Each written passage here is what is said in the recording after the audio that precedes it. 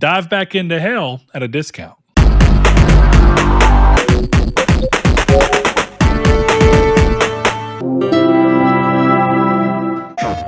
Well, hello and welcome to Triangle Squared, a PlayStation podcast. I'm your host, Brett Beck, and alongside me, as is always, is one Mr. Christopher Figs. Chris, how you doing, buddy?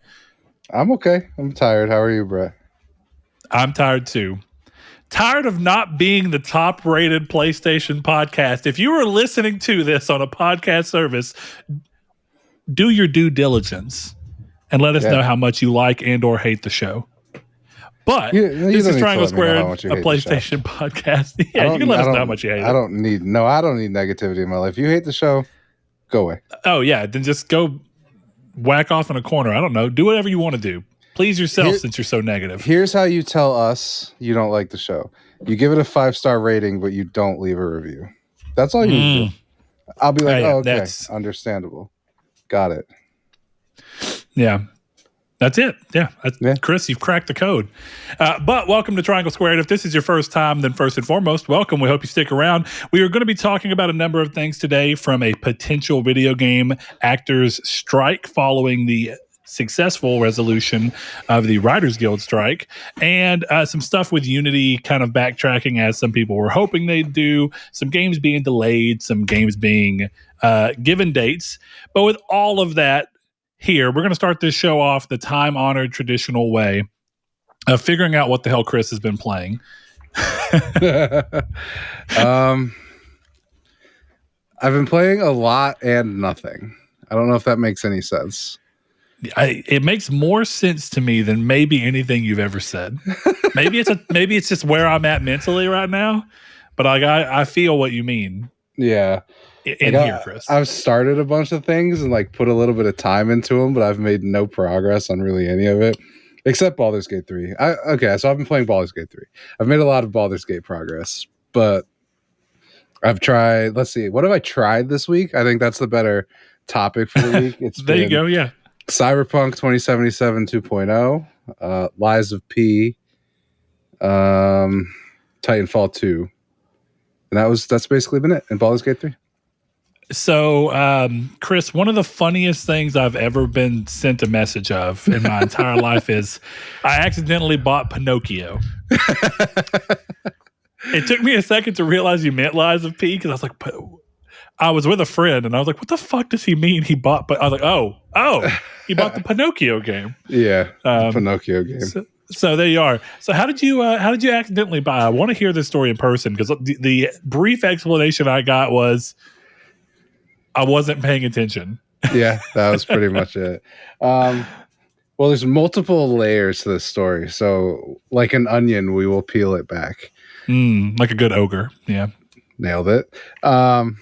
So I was looking at the game and they have the trailers there and stuff. So I'm just going through it. And then I'm looking at what's in the deluxe edition, just out of curiosity. So that's the first pebble that drops here. Is I've looked at the deluxe edition. Okay, so that's the outer layer, or is it the core? Which one are we going? Is this the core of the onion or the outer? That's like the skin, the one that you cut the heads off. The skin, and it kind of just comes right off. Yeah, correct. Gotcha. So that's the skin, right? So then I'm reading that and I'm like, okay, whatever. And then I'm looking at it. And I continue to go down. And I guess I clicked on the purchase button, whatever. I'm not paying enough attention because I was playing Snap and just clicking on buttons. So I bought it. Now, if you've been paying attention to my story, what happened is I bought the deluxe edition and the regular edition. Yeah. So I logged into my bank account and I'm like, what the fuck just happened? This is like 3 days later, because I was going to get my bowling ball drilled, and I'm like, why is my card getting declined? All of this kind of stuff. So that's when you messaged me? Yeah, exactly. Because I'm weird. The way I do it is I put all my money in my savings account and just take out what I need. So I go in there and I'm like, there's not what I want in here. So I look and I'm like $138 from PlayStation. So I'm like, okay. And I look, I'm like, all right, apparently I bought Lies of P. And then I'm like, oh, apparently I bought 2 editions of Lies of P. How do you even do that? No purpose. Shouldn't it have said that you're trying to upgrade it? I'm imagining to go to the deluxe. What I'm assuming happens is I put both of them in my cart. checked out simultaneously. Yeah, and they checked out together. Because I've had that issue I've talked about before, where I put something in my cart and then I bought like something on sale. And it was like $70. Thank you for your purchase. I'm like, Christ. So that's I think what happened. But there's this is the one thing. I think you should probably call Sony and say like, hey, can I get one of these refunded? Clearly, I didn't mean to buy both. Here's the other layer of the onion. No. So I'm on Sony's support chat and I'm like, listen, I bought Lies of P and Lies of P Deluxe.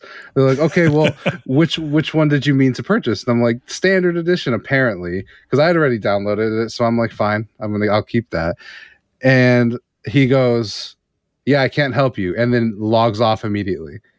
That was it. You've downloaded the game, can't help you. And I'm like, dog, I'm not asking for a full refund here. I've made a mistake. You can have the $60, but I also didn't mean to spend. Right, but I'd like the $70 that I gave you for a fucking mask and a sword. I'm going to be honest for you. I'm going to be honest with you, man. I think that you should reach out and see if you can get a different agent and see how your luck goes. Because that feels like someone who... So here's the other layer of the onion. One more skin. Yeah. I immediately started another inquiry. And the next lady was very nice, and she refunded me the deluxe edition. Yeah. Hey, you know what, Sony guy? If you're listening to this, Sony fan 69, yeah, I know who you are. Do you know who Sony fan 69 is? I will find you,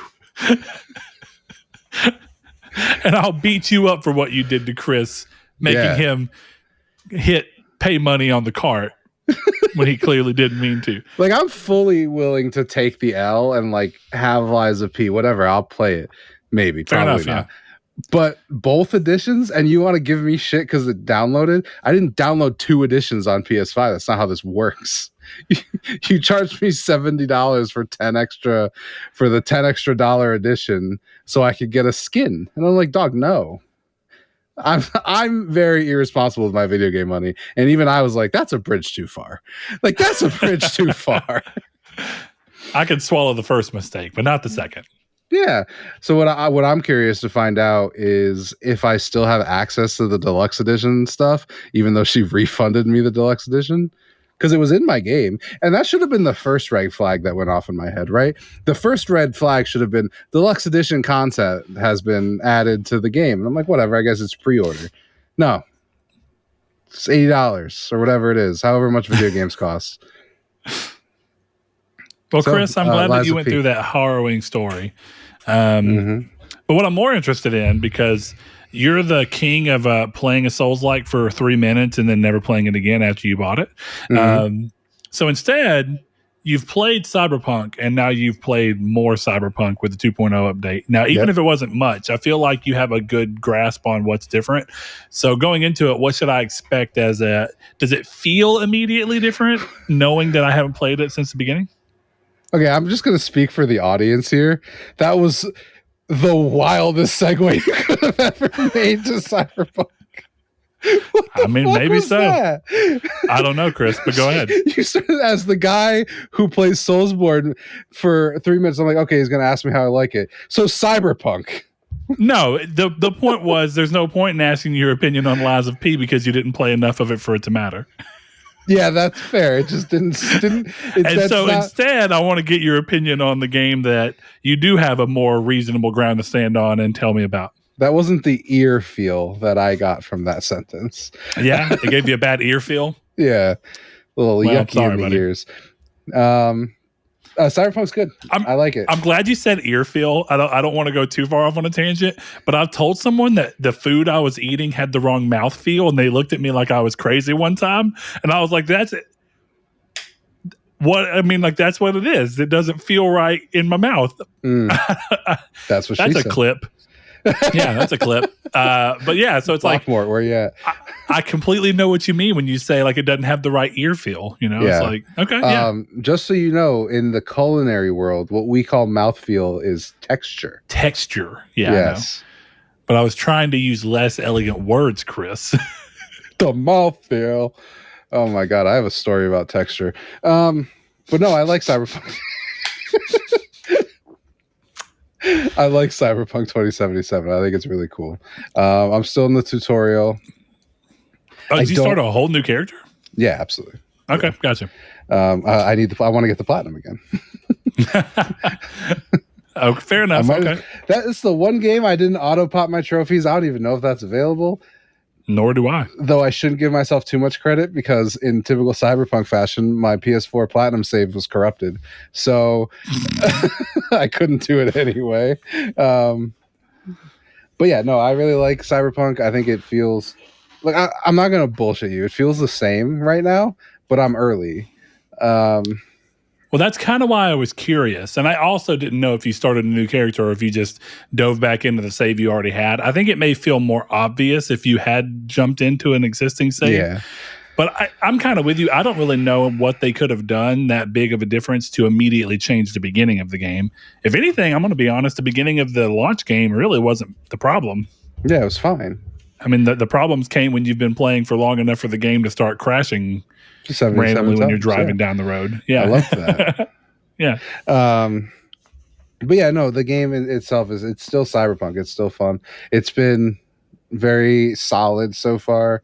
They changed a couple things, like there's cooldowns on health and grenades, but I'm interested in all the katana stuff because I play Bethesda games. Anything that I can play with melee, I play with melee. I didn't play guns in the first one. I'm not going to play guns in this one. So that is supposed to be very different. Like you're supposed to be able to deflect bullets and all this kind of stuff. So I'm interested to see how that is. But right now, nothing crazy. Okay. Yeah, I'm excited to get back into it. I just don't know exactly when. Right now, I'm still in Avium, and I've beaten it, and I really enjoyed it. It's probably still just between a 7 and a 7.5, like the scores are, but I've had a good time with it. And I think the real test for the game is that after beating it, I have just continued playing it because I find the actual core gameplay loop fun enough and the exploration fun enough. So to that end, I've been going around and looking at all the areas where I didn't have the right tool in order to solve certain puzzles or to do certain platforming challenges. And there's these bosses that are called the Six. And in the game, there's these things called Shroud Fanes. And there's purple ones that are like challenges. So you go into them and they'll different challenges for different reasons. So some of them will be like combat focused. And it'll just, pull you into this other dimension. And like, did you beat Control? No. Okay. Did you get far enough in Control to get to where you went inside of one of the items to clear it and you had to like fight the boss in the black negative space? Nope. Okay.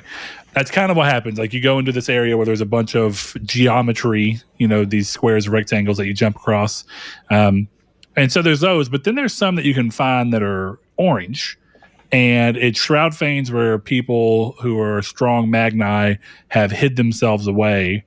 And so you go in there and they're like really challenging boss fights. So I've been going through and doing those. There's 6 of them. I haven't finished. I'm just exploring and cleaning up everything. But I think it says a lot that I beat the game. I beat the story. And I was like, yeah, I'm still wanting to play and just kind of be in this world. I think it's fun enough. Like I was telling Corey earlier today, and like I said a few times, it's not like a game of the generation. It's not a game of the year. It's just a perfectly solid first game for a studio. Yeah. Which is not a bad thing, right? Mm-hmm. Like it sucks that it didn't do well enough. And when we get to the news, I think we'll kind of talk a little bit more about Avium and what I think it's telling people in the industry right now. But with that said, Chris, do you have anything else you want to talk about game-wise? Because I think the only other thing we have to talk about is potentially our shared experience in Baldur's Gate 3. Yeah, we can talk about Baldur's Gate 3. So, Chris, I tried to join a Beast Man.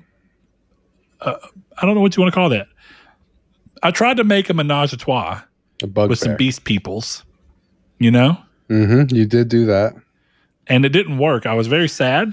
I said that I wanted to join, and she just stood up, titties almost out, belly definitely out, and just kept saying how I ruined it, Yeah. And it hurt my feelings because as a paladin, I feel like I should be afforded certain opportunities.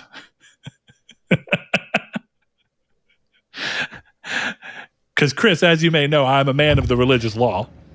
You are a man of the religious law, yes. So yeah, I don't want to say too much because you run into this risk of spoiling stuff for other people. So I won't go too far into it.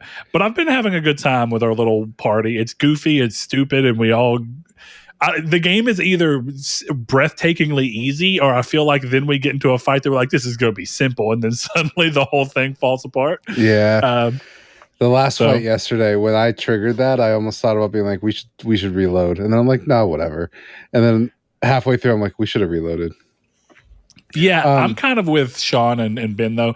I heard them talk about like they didn't want to save scum a whole lot. And I'm kind of in the same boat. Like, I do find it interesting to see how things go. But there's a general, there's a middle ground of where you don't want to lose so much progress or make it so difficult to continue to progress to where sometimes save scumming will feel like, yeah, it's going to keep the momentum of the game up. You know, I don't feel like accidentally starting a combat and reloading before that is save scumming. I feel like if we quick saved before that book and every time we failed we reloaded, I feel like that's save scumming. I don't feel like being like, I didn't mean to start this fight and I'm not ready for it and I'm gonna lose and have to reload anyway, so I might as well just do it now so I can go heal. Like that's I think fair. The difference. Yeah, I don't think yesterday's was a good example, but yeah, I'd say we've done a pretty good job. Like, I'll normally goof off whenever we have a little extra time and like we save right before we get off. I'll normally do something crazy because I know we're not going to keep that part of the save. But that's not, I just know that we're going to come back into it next time.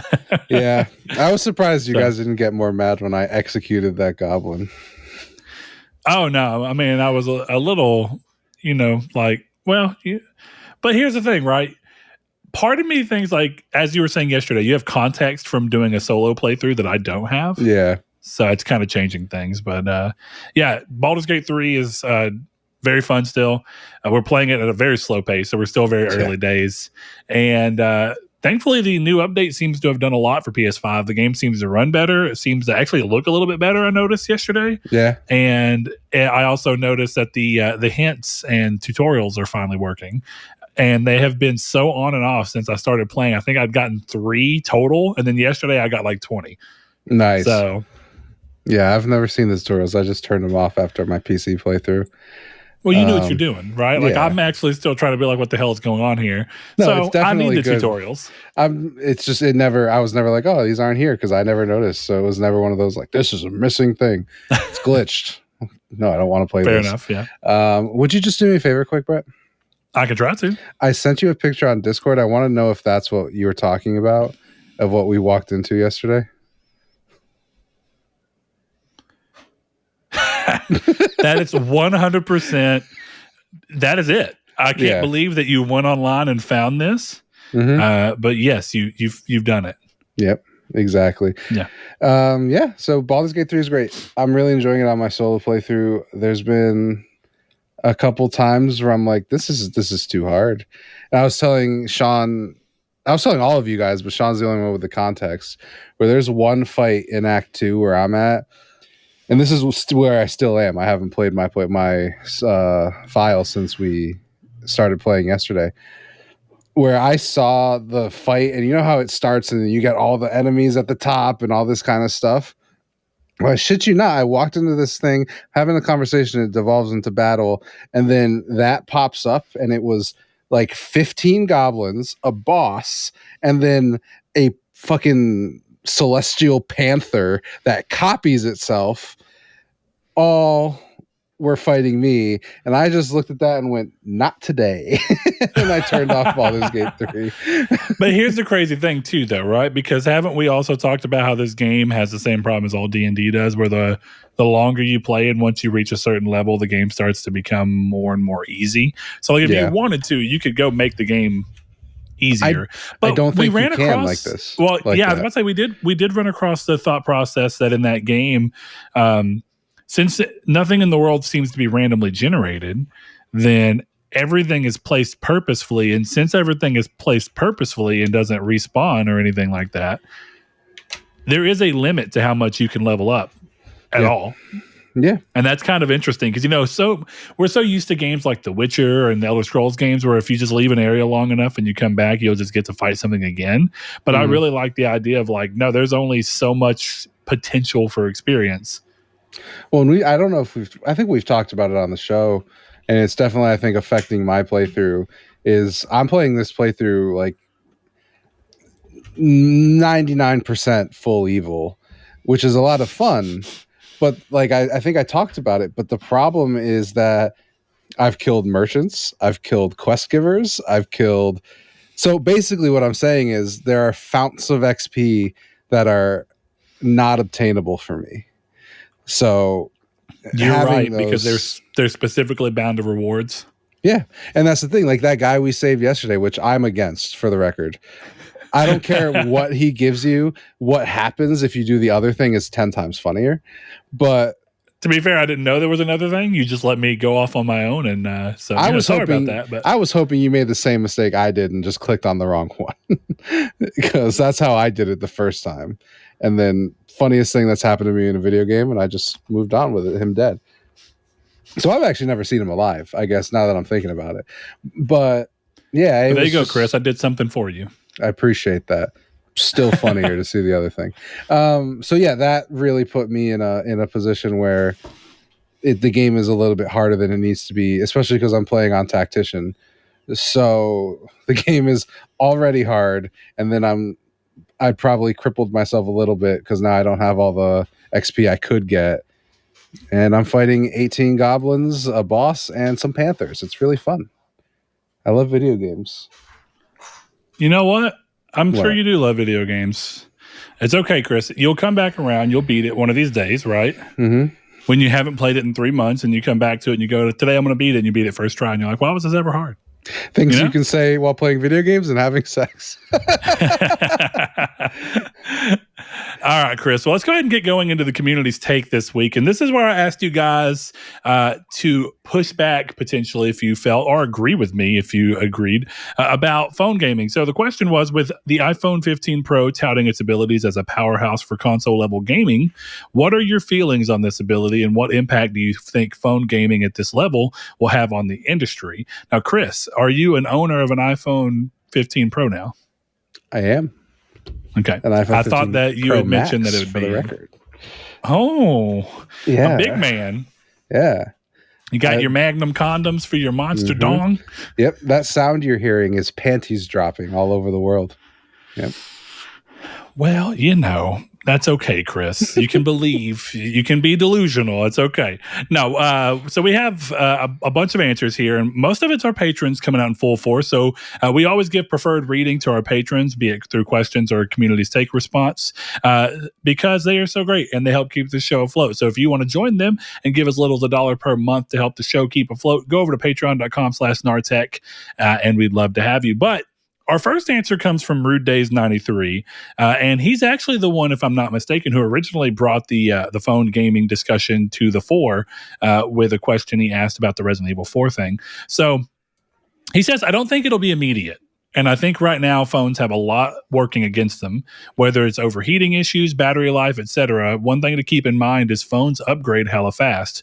From the PS4 to PS5 release dates, we went from the iPhone 5 to the iPhone 12. And obviously you can argue how big a tech jump each of those phones had, but there was a gradual improvement. So question becomes, how much better can an iPhone 15 to say a 19 be by the time PS6 comes out? Also, considering how kids basically do everything on their phone now, TVs, games, etc., negatives that we may see with the phone now can likely be overlooked by the next generation of gamers. I think this is more in line with what Chris was saying when we came back to the topic. I think that's exactly what I said. So fuck yeah. Yep. I appreciate being agreed with. It has been interesting to see how quick the market has already tried to accommodate's probably not the right word, but like the market's already finding ways to fill in the niches for the problems that are inherent with this, right? Mm-hmm. The fact that there's already like, okay, well, there's going to be overheating issues, so why don't we just make an iPhone accessory that you can just put on your phone to help it from overheating? All right, well, we're going to need to be able to have multiple things powered from the phone at once and be able to power the phone at once. So how do we do that? Well, we make one dongle that does a bunch of shit. And it's just interesting to see. And that's not a bad thing at all. The more curious part of this is going to see how many people actually adopt this, how quickly. And I'm assuming if it does well, we'll hear from Apple fairly quickly in this regard. So the bigger question I think now is, one thing Apple's always boasted over the competition is that they tend to have better processing power. Qualcomm just really doesn't stack up in the same way. Now, there's a lot of freedoms and a lot of odd power in very different directions that Android phones have, but even the top Android phones are not rocking this level of tech, at least yet. My question to you, Chris, is do you think that like the next wave of Samsungs as one of the primary, and or Huawei, one of the primary people who compete against Apple, do you think that their next phones are going to be immediately trying to bridge this gap?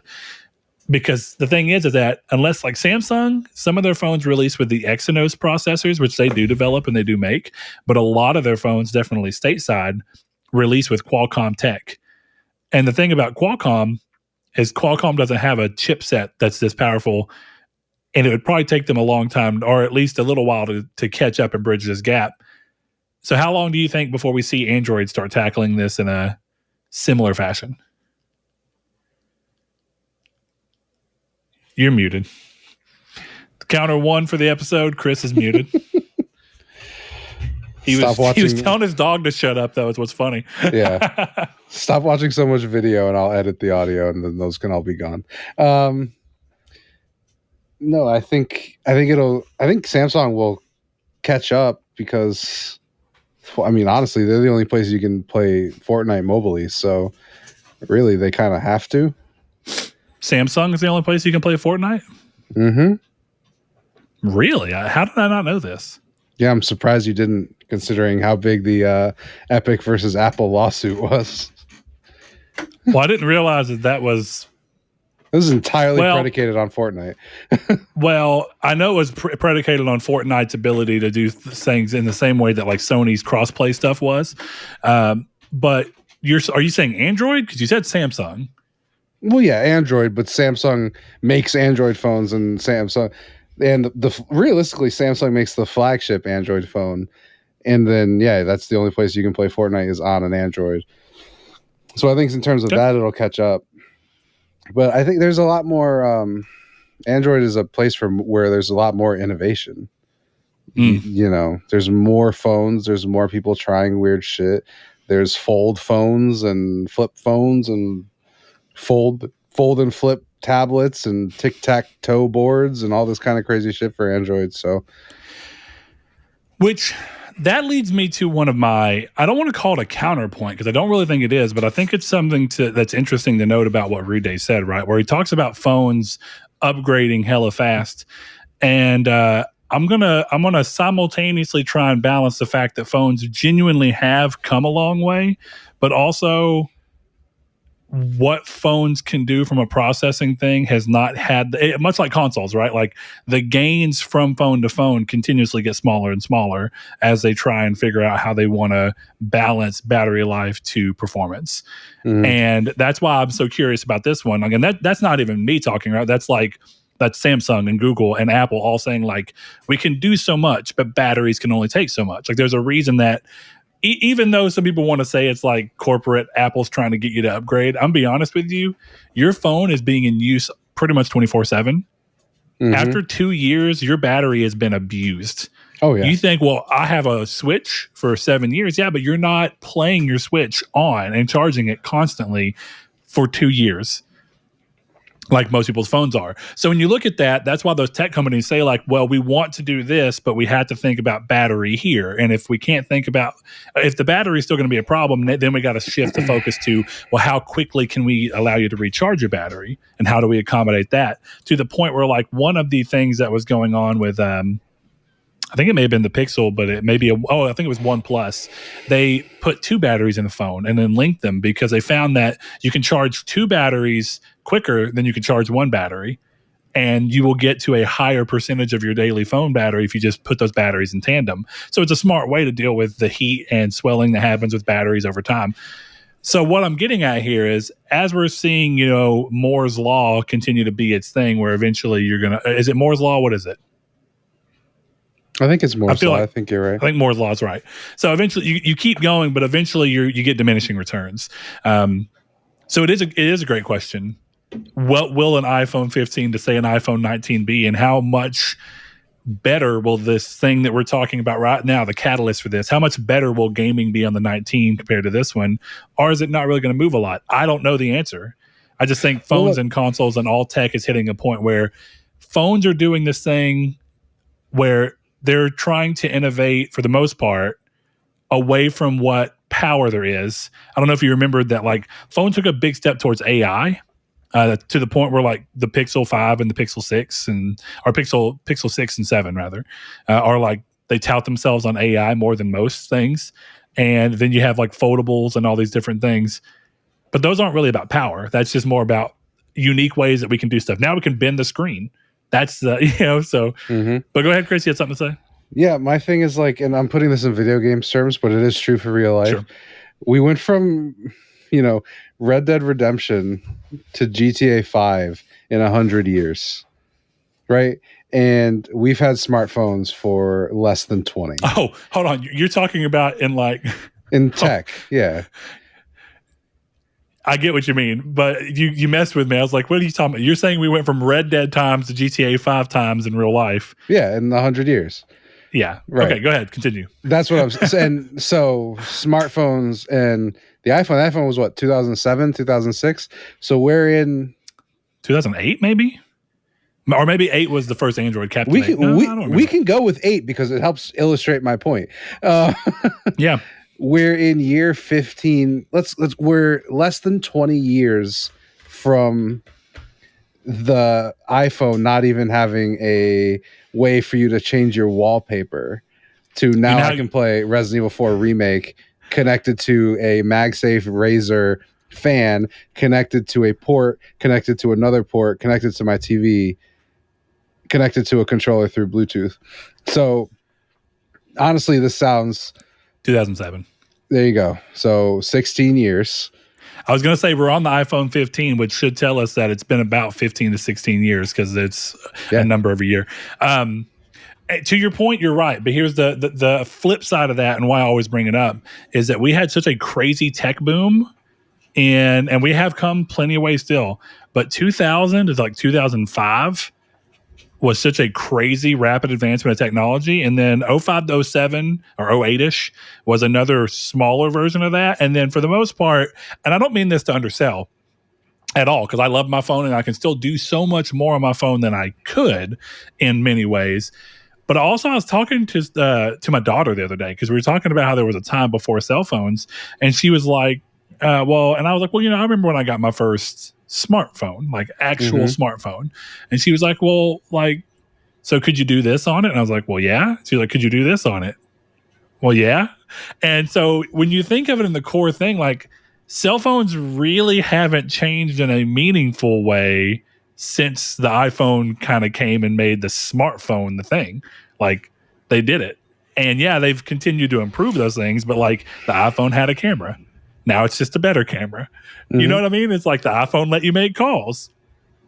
Now you just make better calls. Like, I know that sounds so simple, but I mean that in the sense of, like, it's kind of like how, like 3D gaming, because I think you listen to Colin far more than I do, but I remember Colin used to always talk about, back when he was still with Kind of Funny, if I recall, but he'd always talk about how, like, as much as the PS4 is great, there's not really anything that the PS4 does that you couldn't really do on PS2.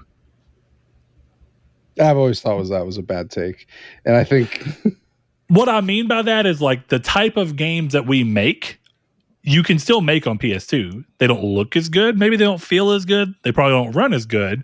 But for the most part, that was his point. And actually, I think he said PS3, which is a better middle ground because it's kind of at the end of that curve. PS3 is closer. But again, it's... First off, I think in a lot of ways you're making my point, right? Maybe the iPhone started with a camera, and now it's consistently getting better. The iPhone 15 can play Resident Evil 4.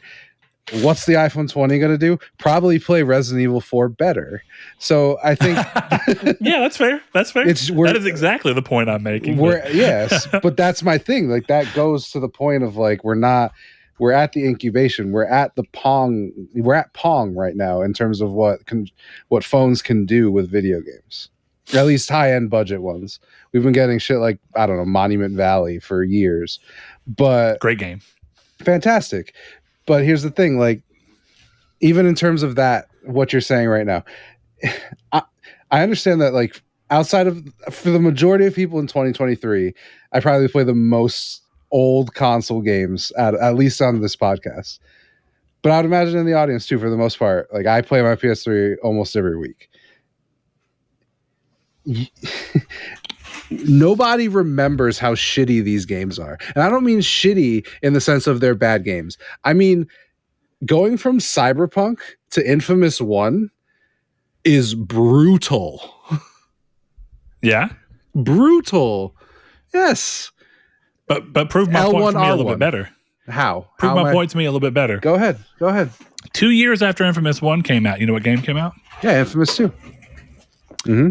Going from Cyberpunk to Infamous 2? Brutal. I've done it. Not even. First of all, Chris, do you remember when I replayed Infamous 2? Yes, I remember when it was right after. It was right after I beat Cyberpunk. It was not hard to go back to at all. Do you remember that game feels fantastic? Yeah, I'm not saying again. It plays fantastic. I'm not telling you fantastic. You know, the games are not bad. What I'm telling you is in terms of quality of life, in terms of graphical power, in terms of load times, all of this stuff. We're proving each other's points, right? In many ways, but you go towards this thing too, right? It's not about power, because power is starting to hit a limit. So now it becomes a thing of, okay, well, what can we do with load times? Like we've said for this whole generation, the big selling point of this generation is the hard drive. So finally having SSD speeds on a console, because that is the big difference. Like, you could put an SSD in a PS3, it didn't really help a whole lot. You could put it in a PS4, didn't really help a whole lot. You really finally feel it here, kind of like people have been feeling on PCs for a while. But what is one of the most common things we hear about this generation? Well, the games don't really look that much better than PS4 games. You know? Yeah. But that's the thing. So I can help this. You're right, and I'm right in this specific conversation we're having. Of course. Everything is getting better, but at the end of the day, I can go back to a phone camera from 5 years ago, because I actually have that phone still, and it's not that much work. Like, yeah, my phone does take nice pictures, but it's not that crazy, right? So I'm curious to see what the 5-year jump is, but right now I don't see anything that's going to mind blow. But here's the flip argument of that, right? And we might get into this with some of these other answers. I don't want to stay on this too much longer. But the other thing is, Chris, I think you've mentioned, you were talking last night, right, about how people view the last 5 minutes of a game as like the end. I hate or that. Whatever. All right. In a weird way, take that concept and put it to tech. I think it's a little harder, and I'm saying this as the one who's technically saying this right now. It's a little harder to appreciate technical gains on devices that we have with us all the time, like a phone, or that we play on often enough, like consoles, because we play on them so much and they iterate so often that the gaps shrinks and shrinks. Because the PS5 to the PS4 base model is a much bigger jump than the PS5 to the PS4 Pro.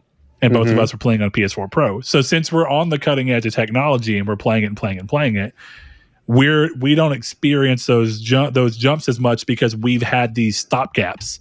Just like how iPhone's like, well, this year we're not really going to do a new processor. We're just going to focus on the camera and this and some iOS features that we thought would be cool. But next year we're going to do something with hardware. You know, it's like, oh, okay, cool. So that's just where we are. So it's interesting to see. But I want to read some of these other answers. So we got Josh Ayers, another one of our patrons. He said, I had Brett's old man yells at cloud moments when it was announced. But after reflection, I think the real impact this has, is my opinion, as it's a direct affront to cloud gaming, in that, why do you need cloud gaming? You can play Resident Evil 4 on the cloud with ray tracing, or play it natively on the device. Cloud gaming has always been sold as it helps, quote, underpowered, end quote, devices play higher end games. This is a clear statement that it's not needed. I think that this is both true and untrue. It's true in the sense that people who have this cutting edge iPhone 15 and wanted to get one right now and can afford it, have it. Yeah. But if you've had nothing wrong with your perfectly fine iPhone 13, but it can't play these console level games, but you can on cloud, it still proves the point. What if you buy a $300 Android phone that can't play games at that level, but it does everything else you want fine. But guess what? You can connect a controller to it, stream from the cloud, bam. Well, and that's the big thing I was going to kind of focus on is the iPhone 15 is not an underpowered machine. Yeah. It's not even like that's not even close to true. It's definitely more power than the Switch. And also, I would have 15 to bet Pro.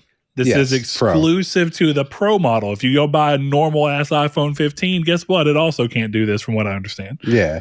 The iPhone 15 Pro is not an underpowered machine. So I just take Chris, like, how much is the iPhone 15 Pro Max? I mean, for me, or are you asking retail or? Yeah, I mean, like retail. I think the one I have is like 13, 15, yeah. 13. Okay. I didn't go all out with storage, so gotcha, dude. So you're creeping me the fuck out. You got to stop.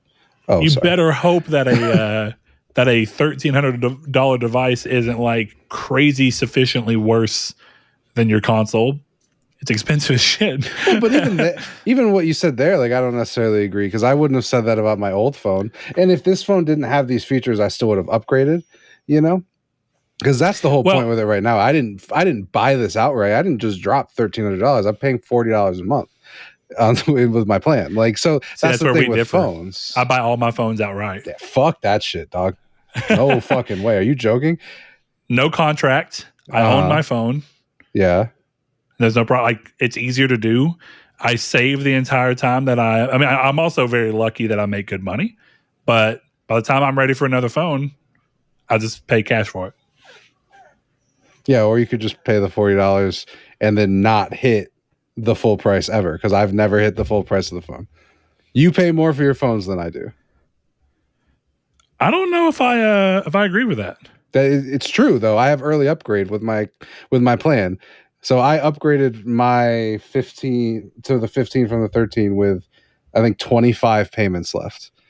So sure, $1,000. But those payments that you put into it have got, like all things, it's a loan. Sure. You're paying extra. And then what you pay, you're not even keeping. So you're basically telling me right now that you think leasing a car is better than buying a car. And maybe for you it is. But I think for the vast majority of people, they'd rather have the equity, right? Because here's the thing. I still have my phone. I still have my last phone. And guess what happened? My wife needed a new phone, and I just gave her my last phone. And it was better than what she already had. Yeah, man. Well, you know what? You have a tech graveyard, and I don't. Okay? I don't view that as a problem, Chris. I mean, I think the phone works. I think it's a graveyard if it's dead. At your argument, wouldn't your PS3 be a tech graveyard, like your PS3, PS2, Xbox? Are you sitting here making the argument that you use your fucking Pixel 1 that you have sitting in a junk drawer somewhere every day? Because I don't keep them that long. I usually sell them after I like to keep one as a backup. Yeah.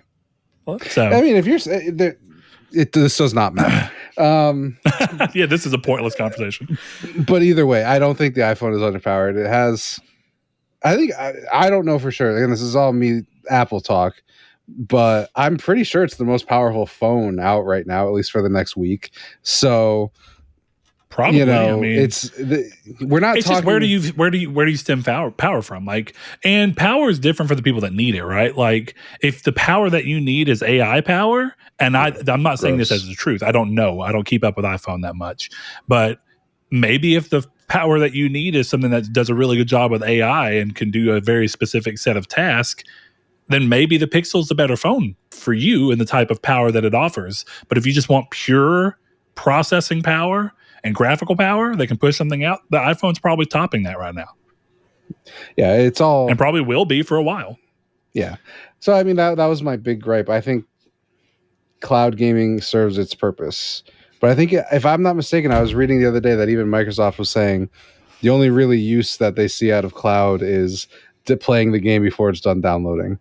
So yep. Nobody's using cloud except for the Switch, and I don't know how the hell that works. I don't know why you'd pay $60 for Kingdom Hearts 2 running over the cloud on Switch. So, though that is helping an underpowered device play higher end games. It certainly is. Or they could just be on there natively, like Mortal Kombat 1. If you want to put that much work into it.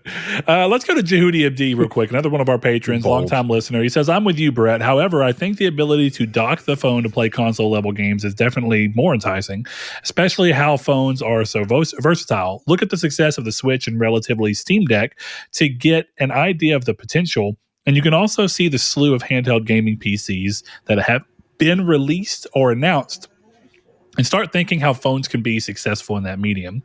And yes, I do think that's true. But I quickly want to jump to the next one, which comes from Gamers Gamut. Go check him out. That's his name on YouTube. And if you want to find him on Twitter, he's Gamers Gamut YT. He has a channel where he does game reviews and stuff. He says, I think hardcore gamers are a little adverse to gaming on phones. It's seen as lesser. Maybe this will change that. One thing I don't like about using my phone with a backbone currently is getting calls and text while gaming. It's a pain in the butt. Rather leave my phone free. And that has been the crux of my argument for the get-go. Making the phone into a gaming device when it's such an important device for other things, there will be a divide. But I think it definitely, to Chris's point, the younger generation will probably view that a lot differently than people who have to use their phones for different reasons. And that also just comes down to your gap in what would you call it? I guess career choices. Because I don't know, Chris, how often you need to be on your phone throughout the day in comparison to me. I need to have pretty unfettered access to my phone, but you really may not. Not really. I'm on the go. I don't always have the ability to hook my phone up. You might have the ability to just have your phone sitting on a charger if you need a charge. Mm-hmm. Yeah, my phone is basically a recipe machine. But here's the thing. Listen, this is the higher end version. But I don't ever need to touch my phone. Not to make calls, not to send text messages. So you got an Apple Watch? Yeah. So what I would think is that someone who's dedicated to being like, I'm an iPhone gamer, right? That dude's got an Apple Watch. Probably. So also, to give your point some validation, that is true on the iPhone side, and this is an unfortunate part of Android. Android's more a divided ecosystem, meaning that no one person can make an ultra device that works for everything perfectly. Means that there really is not an actual or Apple Watch equivalent on Android. Doesn't matter.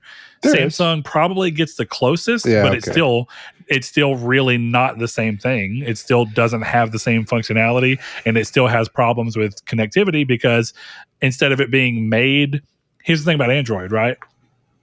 Samsung runs on Android, but Samsung refuses to run Android on their app on their watches for their Android phone. So they run this custom thing that they built called Tizen, and there's connectivity issues because they're not sharing the same thing. Whereas Apple goes, we make all this shit. Of course it all works. You know what I mean? Yeah. So it's funny to see how it goes, and Google's been trying to help here and there with different things, but that's the problem is Android has a bunch of other people stacking their own custom versions of Androids on top, which is fun.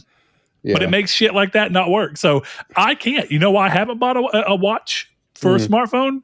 Is because none of them offer the same functionality that the Apple Watch does. It actually makes me go, I might use that. Well, look, I'm going to be abundantly real with you. I need none of the shit the Apple Watch does. Yeah, but it's nice, right? Yeah. It's nice. That's it. It's nice. Yeah. My Apple Watch is a very expensive analog clock 90% of the time. But I think what's nice about it is in this scenario, it's one of those things I don't think you and I are the beneficiaries of this. This is one of those you leave a time capsule for when you die. You know what I mean? And none of this is relevant to us. The only reason this is even remotely relevant to me is because I have a lot of downtime at my job sometimes. So yeah, if I had 20 minutes to play a little bit of Resident Evil 4, that would be kind of cool.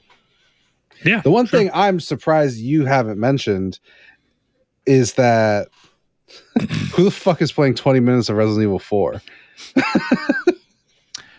I was going to get there. I was going to wait till this last one because it was going to go into the whole thing of, let me get to this one. So this is No Fate, one of our longtime listeners, longtime patrons. He says, I can see phones becoming a platform for handheld gaming in the future, a companion to consoles or streaming services in the future, and better so for it, once they can rid the stigma of current mobile gaming habits. I don't know exactly what he meant by that, but what I was actually going to get to, Chris, to your point, is mobile gaming habits. There's a reason, and it goes to show that no rule is ever 100% true. But part of the reason the Vita didn't succeed, even when you separate all the shit that Sony did wrong, is that at the end of the day, not enough people actually wanted to play console level games on the go because you're not normally in a position to play for that long and to soak it in. And you're not normally in an environment where that's going to be ideal. If you take that and you move it forward, the Switch has proved that that's not always true. But also, I think the Switch has proved that people want the ability to do that just while sitting on the couch at their home still, where they could play it on TV if they wanted, but they have the option to do the other thing. Like Chris talks about, he thinks if he got the PlayStation Portal that you would potentially use it just to lounge around your house and play specific games without having to use your TV. So to that end, I think the thing about mobile gaming habits is that for the most part, most mobile gaming things, even the aspects of mobile gaming that have made themselves the console, is quick. The ability to quickly move through something and play it and then be done with that session. That's why games like Fortnite and Apex and all these things make more sense on phone and even on console, because I've got 20 minutes. I can jump into a game of Apex or Fortnite. Okay, cool. I can bounce out. That is done. I think it's a lot harder to play a game where you go, I'm going to play a 12-hour game, 15-hour game, whatever the hell it is, in 20-minute segments. I don't think that habit exists on phone, but that goes back to the thing we were talking about with docking and everything. At the end of the day, it's more that the phone is... No, Chris. Not that kind of docking. No, thank you. Please. I'm going to put our USB ports together. But that's where I get to that thing where I see the big picture thing is right. You're buying one device that can do everything. So when you are at home, instead of having to buy a PS5 and spend $500 on top of the phone you're already going to buy, maybe you just spend an extra $100 on the phone that can play the big games, and bam, you've got it. But I don't know. I think it's an interesting place to be, and I'm very curious to see how that goes. Because, like, I'm pretty sure Donovan, his point he was making the other day is like, even when he's at home, I think he's just playing Pokemon Unite on the phone because it's better on phone than it is on Switch. Like, it runs better. It's a higher resolution. I think it's a higher frame rate. Everything. Probably. And he just plays it on his phone, even though he has the ability to play it on another device right there. I mean, I do the same thing with Snap. Snap did this whole push for the PC launch, and I play a couple rounds on PC, but I play it on my phone. The other thing is, dude, a game like Snap, and be real with you, it's like playing. People have been like, you should play Master Duel on PlayStation. Why? It's a card game, bro. That's touchscreen central. Yeah. Those games that makes way more sense on a touchscreen, in my opinion. I haven't played Snap, but I would imagine most card games, like Hearthstone, makes way more sense on a touchscreen, and that's why it's probably only on devices like that. You Snap computer does make way more sense as a touchscreen game. If it was on PlayStation, it would be the only game I play. So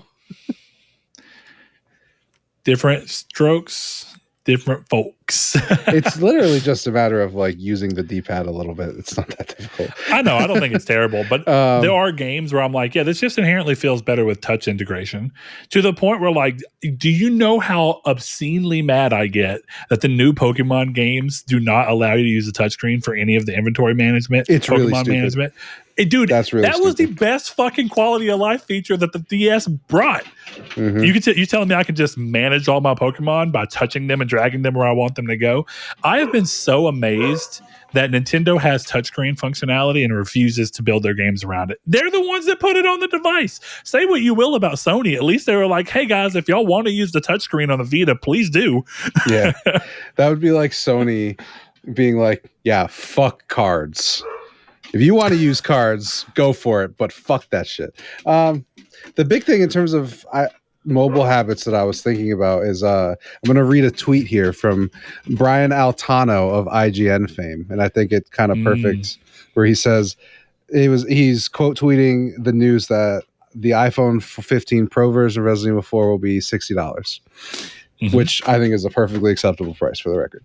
But he says this is expensive, but also there's a weird disconnect with people who will spend $1,600 on a phone but refuse to spend more than $199 on the games and apps for it.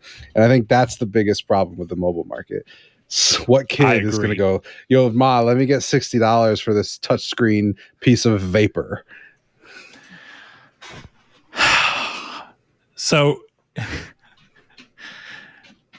it's really, I didn't think it was going to be this long of a conversation, but the phone, if nothing else, the impact that this is having right now is people just are constantly in the thought process of like, what the hell does this mean for anything? Yeah. Because you're exactly right. My thing is like, you're right, $60 for the game, it's the same game. Like, yeah, it may not be as good, but I'm pretty sure Mortal Kombat 1 on Switch is also $70, going back to the game we were talking about. So point being is, clearly quality to play on the device that you have has never really been that big of a barrier. So to even say that not only is it similarly priced, it's actually a little lesser priced, it's more competitive considering that phones are just now entering into this market for real. This makes sense. The problem is, like you're saying, Chris, is I don't know people who do this. I don't, and most phone games don't even want you to do that. I've been playing Words with Friends because we played Scrabble recently at my buddy's house, and him and I have just been going through, me and my wife, playing Words with Friends again. But I haven't played in 10 years since apparently now they've completely monetized the game. There's ads every fucking 2 minutes, and you can pay for no ads. And my friend looks, he's like, "Oh, it's $10." I was like, "I mean, it's a little steep, but I'd pay it." And then I looked, it's $10 a month. No fucking way. It's Scrabble, bro. No. I'll fucking draw a marker board and send pictures to my friend back and forth where we just put letters on. I don't fucking care. I mean, like, well, I guess the only counter I have to that, because like you're a sane person, so I get that. But here's the thing, right? Like, I'm imagining for you it doesn't matter, but like with me with Snap, I'm going to look quick. I don't know what my time is on phone. Obviously, it doesn't count that.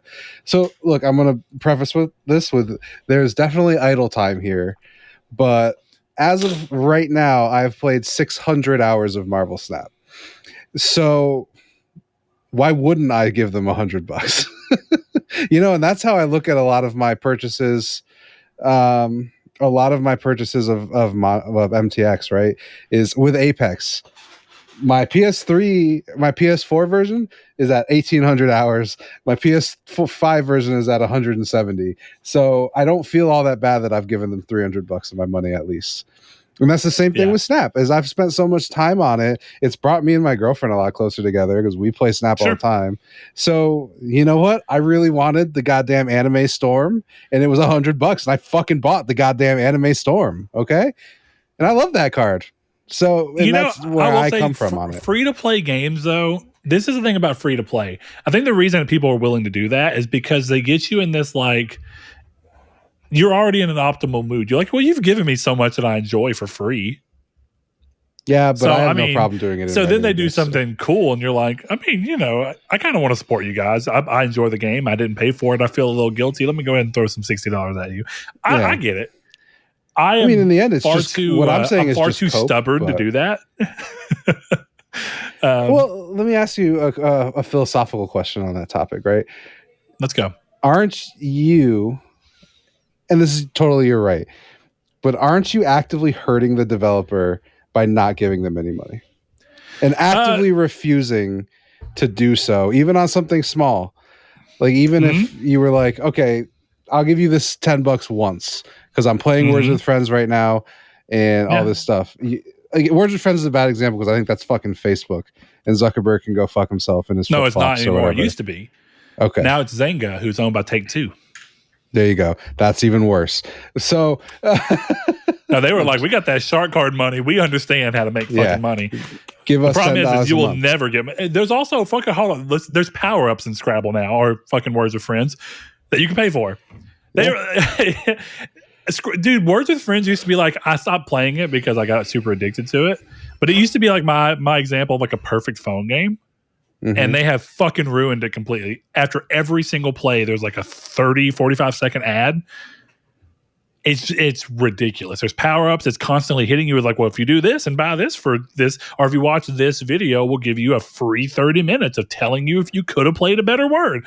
Like, shut the fuck up. Yeah. Like, it was so pure. It's like if someone took Tetris and just fucked Tetris up, which I can almost I almost know has happened. First of all, it has absolutely happened because the phone game market leaves people to go, well, we could do this and make money, and then they can't complain because it's free.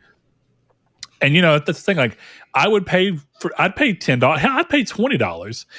I would maybe even pay $60 for a one-time, absolutely never again in the future will you ever see ads on Words with Friends if I knew it meant that it was a one-time charge. But trying to do it once a month, fuck you. I'm not paying $120 a year to play Words with Friends without ads. You're fucking stupid. But that's me. That's me, and I understand that, and I work around that. I think you're in the majority. I think I'm in the minority, and I can say that because free-to-play companies actively target people like me. We're called whales, okay? Yeah. And I understand that completely. But I do think there's a level of you're frustrated by seeing those ads. The ads support the developers. You could mitigate that and support the developers yourself, and I think that's the problem with let me give you the answer for that. So to actually give you why I do that is, in my opinion, the developer has every right to go out and make that game, and people have the right to support that game if that's the way they want to go.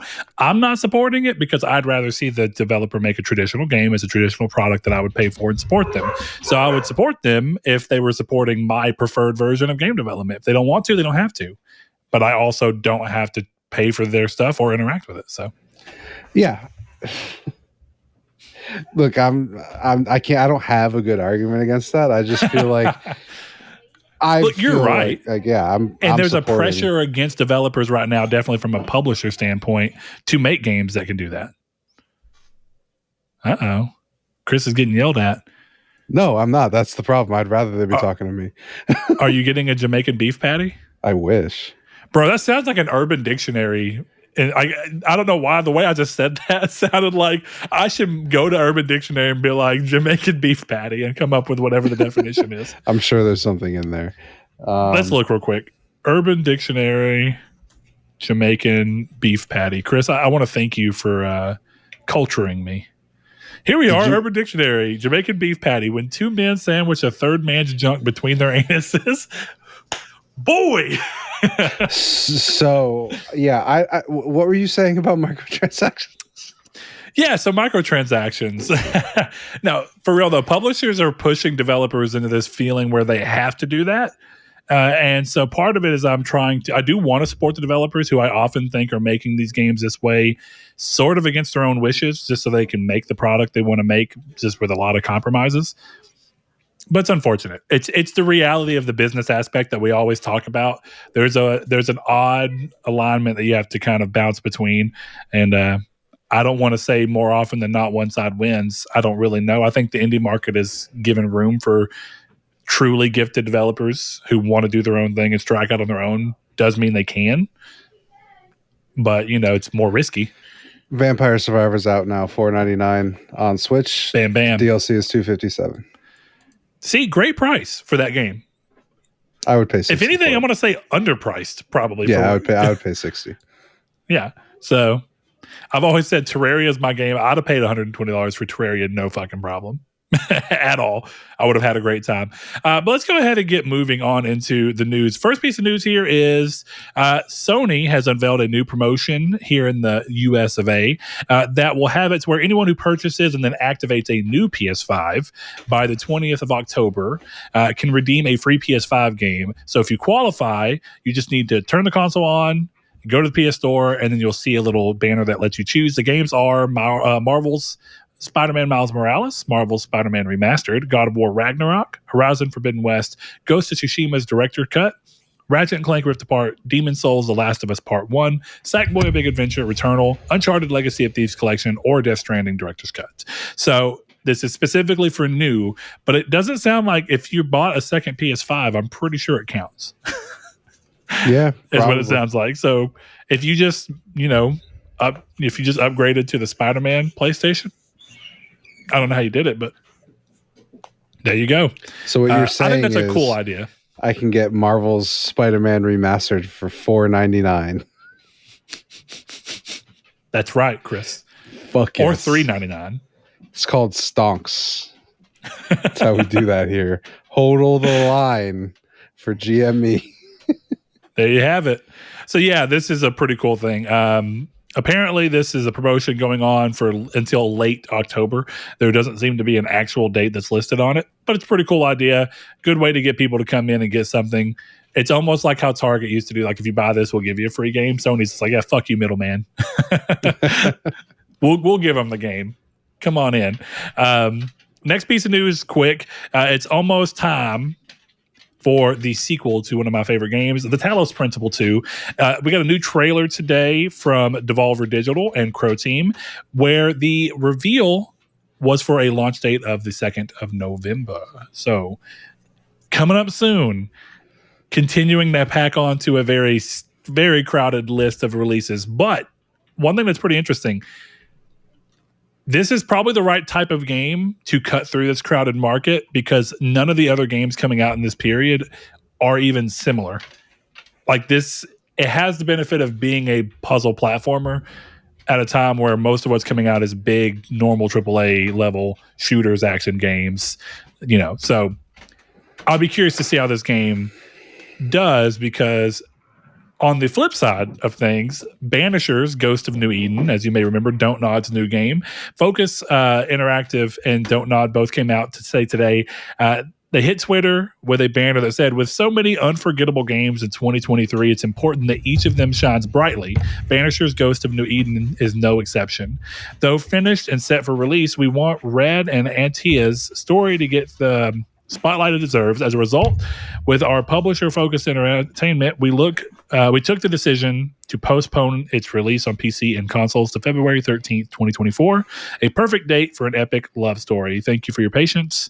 Don't Nod and Focus Entertainment. So I think this highlights where we are in gaming right now. This sucks because I was excited for this game, but I'm in terms of people who are going to be looking and trying to cut through a crowded market, they're not worried about the me's.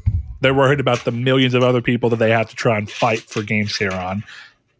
I hope this is the right move and that nothing else hits. But go ahead, Chris. What's up? Why would you delay from a busy November into a busy February? Speak to me about what's busy in February. I'm not saying you're wrong. I want to follow your train of thought. Final Fantasy VII Rebirth comes out in February. I'm gonna look it up. February 20. I saw the list today and I was like, yeah, this doesn't make sense. Yeah, go ahead.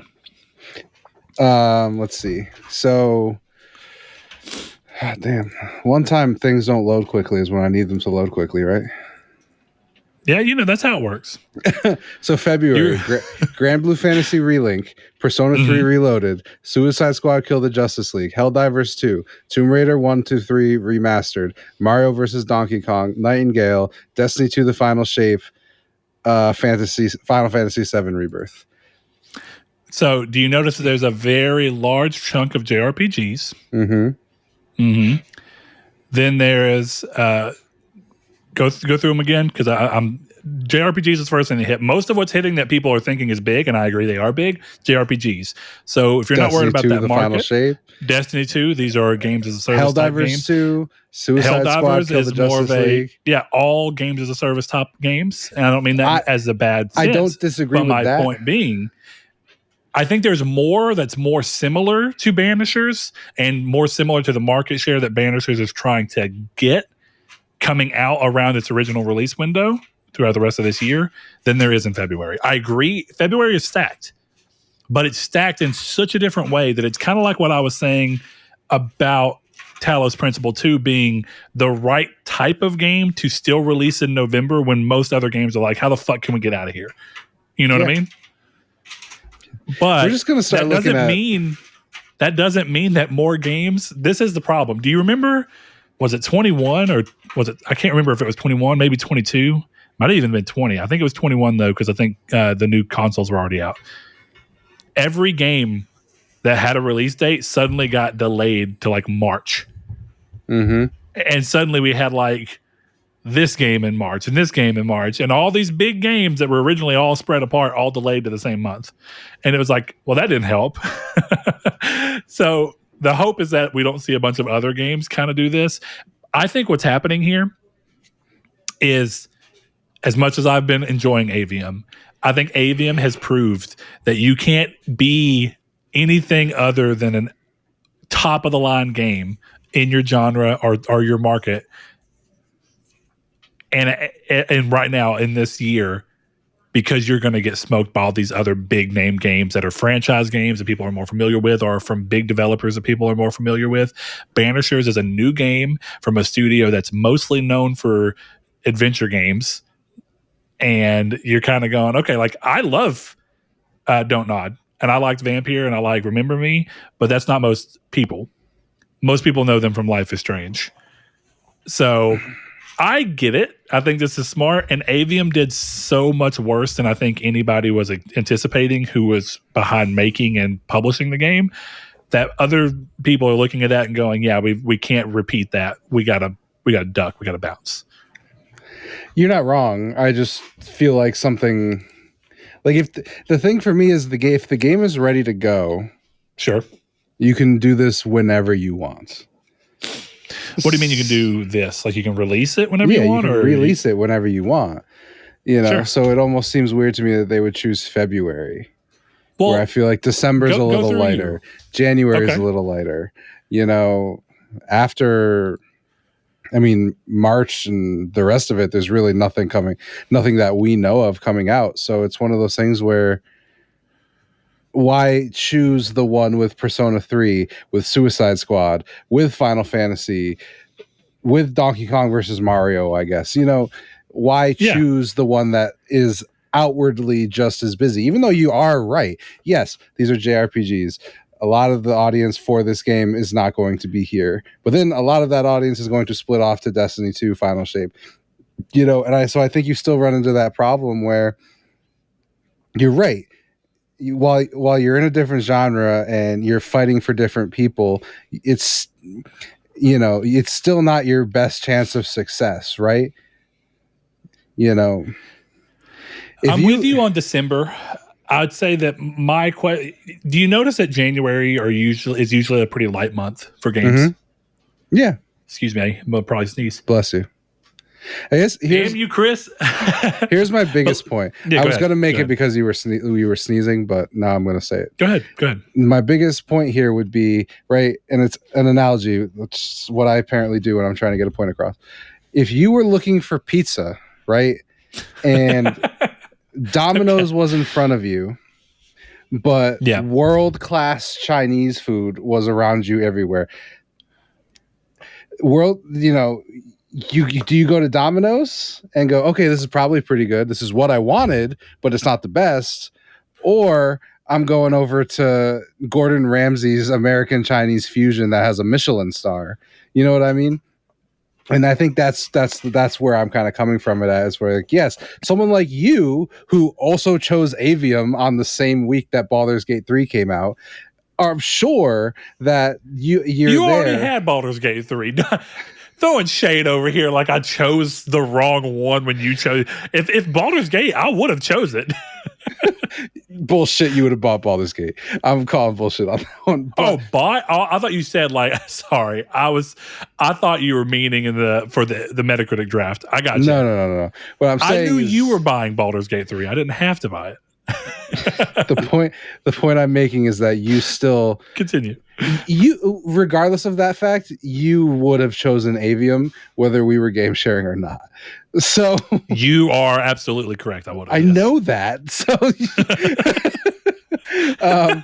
So that's kind of my point, is like, yes, you're going to be there, but why would you put yourself in a situation? Why would you be Domino's in Chinatown when you could be Domino's in a, I don't know, new development, right? Which is somewhere earlier in the year in a more dead time. Just because you're a game that is focused to a different audience than Persona doesn't mean that if you came in before Persona was a thought in their minds, the Persona people wouldn't buy that thing. That's why I always hate the argument of, well, it doesn't matter that we released this game in the middle of all these games because it's a different game. It's like, okay, but if you're trying to set up your game for the best chance of success, why are you putting this here? You know, obviously this isn't the case. Agree. But why would you put Gran Turismo to come out the same day as Spider-Man? Sure, the racing audience is still going to buy Gran Turismo, but you could have sold Gran Turismo to some of the Spider-Man fans. But you released them on the same day, so fucking guy who wants to play with Peter Parker is not going to be driving cars. So I think it's the same thing here, where yeah, you're right. Most of the people who are looking for a game like this are going to buy it, and it's going to be easier to buy in February. But Persona 3 remake and Final Fantasy are both in that month. So you're missing two gigantic pieces of the audience going into February. And I will make the point, the normies have got Persona now, okay? Phil Spencer made sure that the normies could play my goddamn Japanese game, okay? So I think a lot more of that audience is going to be peeled off now than would have been before. I guess that's my biggest point. I think that's fair. Look, to cap that off, there's two things within that. So first and foremost, this year has been a prime example of timeshare for games being a problem. There's been so much, so often, that there are games I was actively excited for that I've still not played because timing and what I was playing and when they came out. And there is this natural thing to where, at least for me, right, and for a lot of gamers, that when a game is still in its new period, you're more hyped to play it. You're more wanting to be there. You want to be part of that discussion if you can be. So you do that. And when too many games release similar to each other, you're like, well, even if I fucking quit my job, I couldn't play all these games. Like there's no way I could play Final Fantasy, Resident Evil 4, blah, blah, blah, all of these games at once. It's just not going to happen, right? You're not going to play Starfield, Baldur's Gate 3, Avium, and whatever other game that came out all within like a 2-week period. It's just not going to happen. So you underestimate my power. So you go, which one am I going to play? And so that's been a big problem this year, because like I was excited for Resident Evil 4 Remake, haven't played it at all. I was excited for Hogwarts Legacy, haven't finished it. I was excited for... What a bust. Bro, I was excited for Ship of Fools. I haven't even bought it. No, you did buy Ship of Fools. Oh, I did buy it. You're right. I did buy it. I wanted to support the developers, but I have not touched it. I haven't had a chance to play it. I also wanted to play it with somebody, and that hasn't happened. I downloaded it. It's just... So. I'm glad to hear it. But you go towards my point, right? So I've been having to kind of do this thing where I got placed up way later, and eventually things hit the cutting floor. So you're right. The best way to every game wants to try and bring in people that aren't trying to buy it. But if we're being honest, every game releases with the intention of what's the best way that we can tap into our target audience for a strong release day sale. Then everyone else we can get into it's a benefit. So go to your point of January. This is just my assumption, but I've noticed January is always so thin, and I have to assume that it comes down to being the problem of too many games, not enough time, because a lot of people have gotten games for Christmas, and they're playing through a backlog of games they may have just gotten a very big build on, and so they give this kind of month cushion to where you go, this is the month for everybody to kind of play what they're going to play, drop off of what they're going to drop off of that they've recently got, and then February kind of starts the year. Because if you notice, mid-February is like the normally the first big release of a year. I don't know why. That's pretty much consistently been the case. And if not mid-February, like very early March. So it's like usually they wait a little bit. So I have to assume that's it. Well, and here's the thing. But I'm with you. Maybe there's a way to make December make sense, but maybe it's the same thing. Maybe you don't get enough sales because too many people have bought games because of Christmas. People don't want to buy themselves games because they think someone else might get it. But I don't know. I wonder really how the market goes for that. And Chris, I saw your look. I know people who go, I want to buy this game, but I think my wife might be trying to buy it for me, so I'm not going to buy it on the off chance. And I've heard that far more often than I ever thought I would. I just hope that if Sadie listens to this show ever, she takes this into account. If you're going to buy me a video game, fucking ask first. Look, man, it's something nice that they're trying to do. But yes, if you can, ask.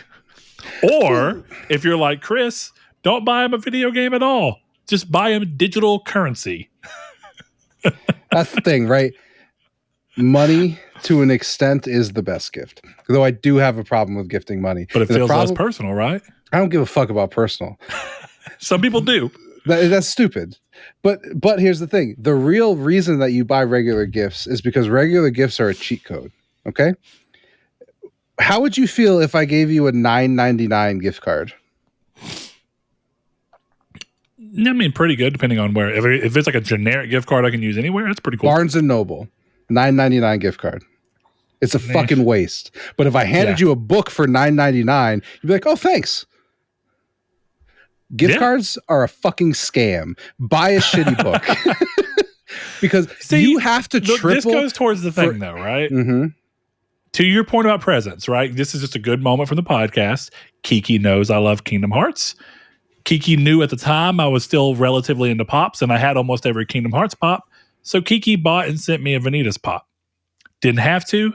And so basically in my head, I can go, Kiki randomly sent me $14, $12.50, however much it cost. I don't know.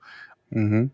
Or he sent me Vanitas. I'm going to be honest. Vanitas is a lot cooler. Like, oh, this is cool. This is something that we share in common. Yeah. It is better than just getting $12.50 in the mail. I mean, the $12.50 is still sick. I'm not going to complain. That's $12.50 that I can do whatever I want to with. But point being is that it is nice when you feel like, oh, this person thought of me. Yeah, you know? Exactly. That's why I know they don't listen. That's why I only buy my brother's girlfriend's books. I spend like $4 on the clearance rack, and they have no fucking clue. But you know what I'm not doing is giving them a $30 gift card. That's $30. I'll tell you right now, though, if you give me a $30 gift card to some place I frequent, I'm fucking with that. Bro, one of the best Christmas gifts I've ever gotten, or as an adult, right? Whenever I have my own money and don't need things. Mm-hmm. My mother-in-law got me a $50 Chipotle gift card, and bro, I was on heaven. I was like, this is fucking amazing. I go here like twice a week. This is exactly what I needed. This is free lunch for a place I was already going to be going. Yeah, I agree. So that's pretty good. Let's get moving on to the next. Inflation cost on gift cards. That's all I'm saying. That's fair. Next piece of news. After all of the terrible controversy that came down and our talk that we had about Unity and everything that was going on with them, it seems like the people who were hoping that their pushes and their talks and their words would do something have gotten what they wanted. So Unity did post an open letter to the community, partially backstepping. They're still not all the way there. So the installation fee is still a factor, but it won't apply retroactively. So it will not be something like Chris was talking about that people who did not have that information had. Instead, it will only affect those who install the upcoming long-term support version, which will be released in 2024. And it kind of becomes more of a thing of, at least now it's a position where people can make the educated decision to make the game on Unity or not. It doesn't seem like it's completely done. Like there might still be some more changes. But look, this is a good example. If you feel a way about something, make it known. I mean, either they'll listen or they won't. And it's up to you after that point. Like Chris was saying, do you want to support the developer? Well, do you want to support Unity? So you make your decision and just choose which one you weigh more. If you want to support your favorite developer, only install their game once. So there's pretty interesting things. So the Unity Personal plan remains free, and no runtime fee will be levied on games built in a Unity Personal or Plus plans, only applying to Pro and Enterprise. It says no runtime. The cap will be increased from 100,000 to 200,000, and developers won't be required to include the Made with Unity splash screen. Pretty interesting. And there's a tweet from someone, I don't know exactly who this person is, Alex Mo, that says, if you're porting to console, you need Pro, and you have to use whatever version that platform's SDK is. We're about to see a lot of console ports never get an update again because it would mean adopting the new terms of service. So with every drop of happy rain, there comes a tear right behind it, falling from the sky, crashing around you. Whatever that guy from Bullet for My Valentine said.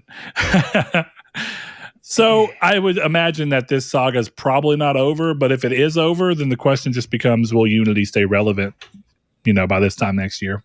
We'll see. Probably. We will see. It's a free engine. Sort of. Pretty free engine. It's a free engine that you put your game out and you're like, please blow up, but only so much. Like, blow up and get real big to where I can make just enough money to where I don't have to do that. And then I'll make another game. I'll put a disclaimer in the front of my game. Please only install once. That would actually be really funny if that became a splash screen for Unity games. Made with Unity, please only install once. I wouldn't be surprised. All right, let's see. This next one's kind of interesting. So it's back to the rumor mill, but the rumor mill for PS Plus games has been very reliable, and it's also the same person. Again, Bill Kuhn, who says that next month's PlayStation Plus Essential games are the Callisto Protocol and Farming Simulator 2022. So as you may have seen, Glenn Schofield, formerly of the Dead Space team, and of course the what's the Call of Duty team that's up this year? Treyarch. Not Treyarch. Sledgehammer. Yeah. They're not up this year. Or are they? I don't fucking know. Whoever's up, they rotate through. A Call of Duty game is coming out this year. A Call of Duty game's coming up this year. But yes, he has left that studio after founding Striking Distance for this game. So the game's not been doing too well. This is not very surprising. This seems like the publisher just trying to salvage. I actually don't know if that's true. What do you think? I bet this was already in the cards during development. You think so? Like, hey, PlayStation a year after release, we're gonna. Yeah, PlayStation developed like half the game, so it makes sense for them to be like on their version. Yeah, I mean, they developed half the game, so I would imagine that they would just be like, "We'll do this for free," and the game's coming to our subscription service for free. Maybe. Who Seems knows? like the way I would do it. So here's the thing, Chris. You know, we were talking last week about, or maybe it was the week before that, but we were talking about Saints Row and giving games that you may not necessarily think are worth it a try when there's no barrier of entry for something you've already paid. Do you think the Callisto Protocol kind of really matches the kind of game that might be worth playing when it's essentially part of something you're already paying for? No. I struggle. There are aspects of when we did our spoiler chats for it, right? I think the thing I kept coming back to, it's why I really even used it on the name, right? But it's like the game's like scratching the surface of potential. Like you could see it. You're like, there's potential, and it's like scratching at it, but it never actually breaks through. Like it just feels like it's always right on the edge of like, you're probably finally going to do something that makes me go, wow. And then you just and you do, but not, you go like, wow. You know, it's a different toned wow. Yeah, I think you kind of nailed the reason why I would say no, because what you just said was the game edges you for 6 hours and then doesn't let you finish. No. Well, it lets you finish if you get the DLC. You have to pay extra to finish. That would be just like the ladies down the street from that would be like finishing with just the ejaculate and not the feeling. Okay. Oh man, that'd be wild. Chris, you're putting very uncomfortable images, like Spider-Man's webs. Well, see, I took it as like you still get the edging feeling. But you're already done, and you're like, that was supposed to stop it. It's supposed to be over. It would be like getting you there, but with the wrong hand. Either way, I hear that's apparently useful. Yeah, it makes you feel like there's a stranger doing it. The whole point. You know what I love about? Why would you want a stranger? Because it's making it sound like you're just sitting there and a random hand comes from behind you and just starts stroking you. You know how weird that would be? I'd be like, I would turn around. What are you? Are you even a human? Are you holding a human's arm? It could be anything. You're saying things right now that I only imagine like evangelical Christians who think about. Because when I mean stranger, I just mean Chris, I live in the South. Oh, I know. Bible thumping all night. It's that you, Chris. You're like that. The evangelicals say, "What's the hand of Christ?" The hand of Christ compels you. That might have been a step too far, Chris. Let's move on to this next piece of news. Callisto Protocol made me hate video game stories. Anyway, continue. I can't say I disagree. You know what sucks? I was so excited to have. Of course, I'm skipping on his name right now. I know it too. Not Josh Duhamel, because I mean he's fine. That he's is a good Josh actor. Duhamel. That is him. I'm not talking about him. I'm talking about Star Killer's actor that I can't think of the name of right now. Sam Worthington. Thank you. It's also not Worthington, is it? It's Whitworth, something like that. It's not Worthington to find out what's the next week. Whitworth. It's Whitworth. All right. Yeah, I love Sam Whitworth, and I was so excited he'd be in the game. And boy, disappointing. Makes me want to go give somebody a Jamaican beef patty. I would love one. They're delicious. Interesting choice of word for that action, but I mean, if you feel like you can taste it, then that's good for you. I like the next piece food, up. You fuck. I know. The Actors Union group SAG-AFTRA has voted overwhelmingly in favor of a potential strike against the games industry. So this was a nearly unanimous 98.32% vote in favor of a strike, if a strike is deemed necessary. So I've got Push Square up right now to reference this. So it says SAG-AFTRA's vote for a strike is in relation to the Interactive Media Agreement, which essentially covers members' work in video games. The organization has been in negotiations with many major publishers and production teams on issues such as insufficient pay, AI concerns, and safety precautions. It's almost like what Chris was talking about last week coming to roost. The vote doesn't necessarily mean a strike will happen. It basically just means that the union's members are ready to authorize a strike if the industry's big players continue not to budge on the organization's terms. So, look, that clearly means a lot of things, but Fran Drescher, who's the president of SAG-AFTRA, the nanny of all people, good for her. It's time for the video games companies to stop playing games and get serious about reaching an agreement on this contract. The result of this vote shows our membership understands the existential nature of these negotiations and that the time is now for these companies, which are making billions of dollars and paying their CEOs lavishly, to give our performers an agreement that keeps performing in video games as a viable career. Chris, what was that little remark that you threw in there? She's hot. When I was a kid, dude, I used to like watching the nanny because I'm like, Fran's hot. Still hot. I haven't seen her in years, so I won't comment. I'll hit him with the no comment. Hotter with age. God damn. Wow, like a fine wine, huh? Mm-hmm. So this doesn't mean anything yet, but it could mean something. The big question is, I don't think we've really seen this in this capacity in the video games industry, but we saw the impact of the writers' strike had on movies in 2008. Like Heroes. Probably the single biggest. Wolverine Origins. Like, don't get me wrong. I don't expect much from comic book movies as long as they're fun, but Wolverine Origins is a fucking mess of a story. Yeah, but we got a banger ass video game because of that. We did get a banger ass video game because ridiculous stories work better in video games, if we're being honest. Sure, but that's not. And they got to add on to it. They delayed the game because it was supposed to launch with the movie, so the movie did not come out on time because of the strikes, which means the game got delayed. So I think they had an extra like a year maybe to work on it. I think it was like 9 or something months, but yeah. So they made the game significantly better than it was supposed to be.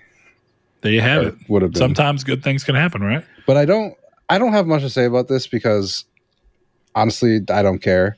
And that's not me trying to be insensitive. I'm not a voice actor, so I have no opinion on what they're getting paid for. Mm-hmm. You know, so nor the level of work that goes into it. Yeah, I don't like, sitting and being like, oh, the writers should get paid more. Oh, the studios are being greedy. I don't fucking know.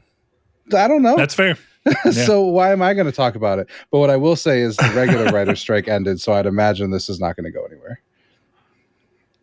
Yeah, I would imagine that something's going to happen, but I don't know. I mean, the whole thing with the strike is, doesn't it kind of encourage both parties to just push out to the max?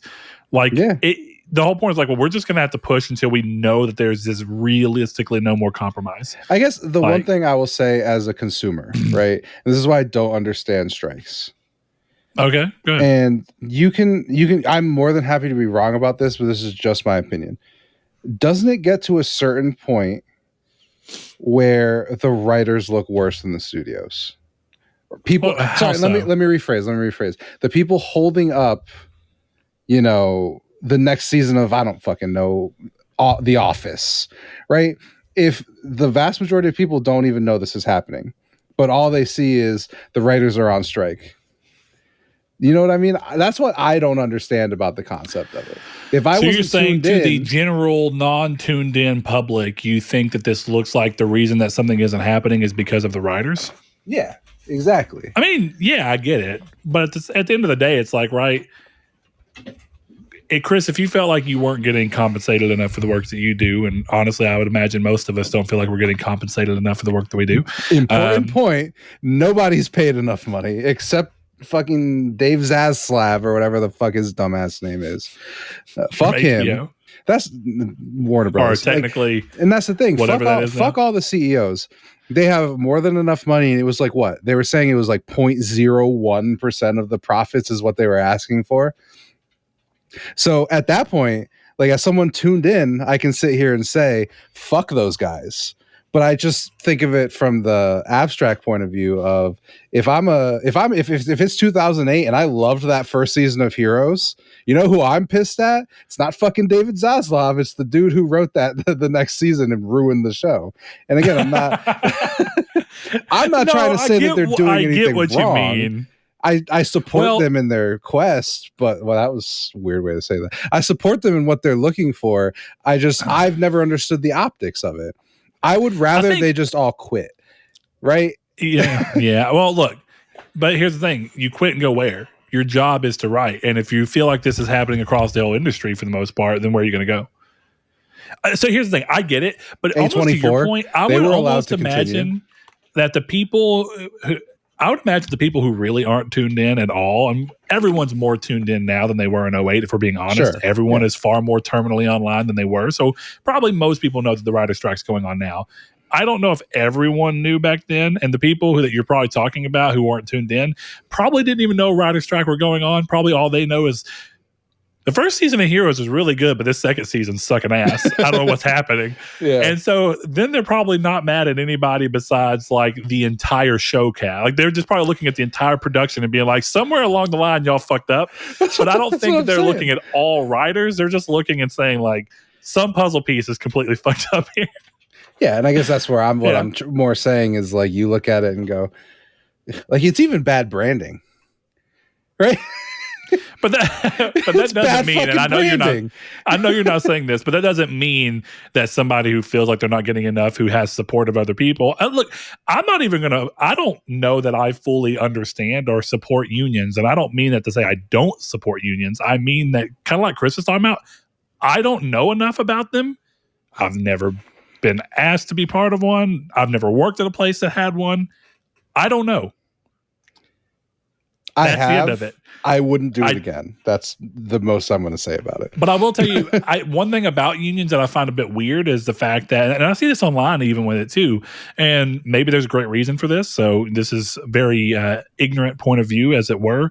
But I have friends who have worked at places where they started talking about doing unions, and he read everything and he was like, I don't feel like I want to do this and have to pay into this and to be part of this.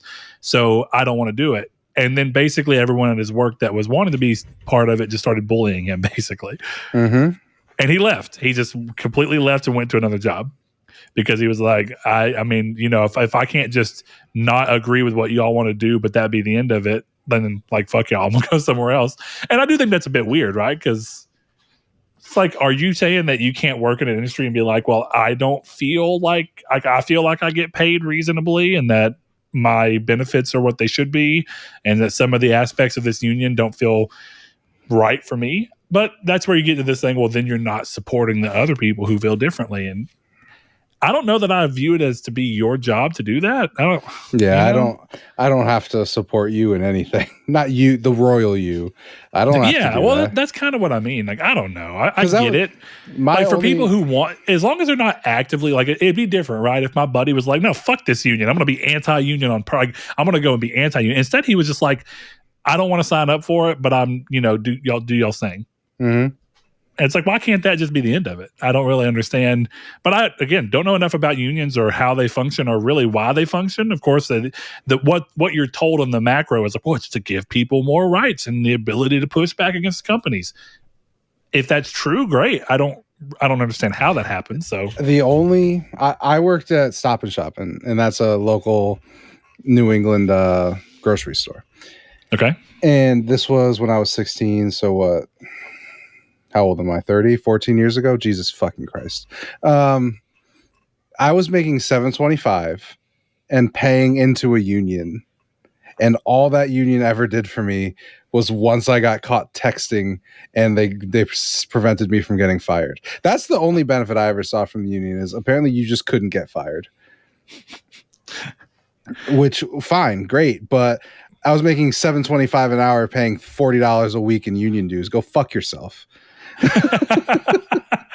Yeah, I don't know. In a weird way, like, I'm pretty happy with my situation. Like, yeah, I wish I was paid more, but I'm not that bad, and I have ways to make more money. So, but for those who feel like they need it, there's that. But as this impacts me as a consumer, completely removing the human point of view that I don't know or understand. Like, yeah, of course, I hope that this doesn't become a thing, because games will inherently be impacted in some capacity. Delayed quality will change. People will still try and move forward with making games without writing actively, if that's what's happening there. If it's not writing and it's actors, they'll still try and make a game, but without being able to work with the actors. And you get to a weird point where it's like, what does that mean for the game? Because apparently that was the problem with Wolverine, is that, like, they didn't have writers anymore.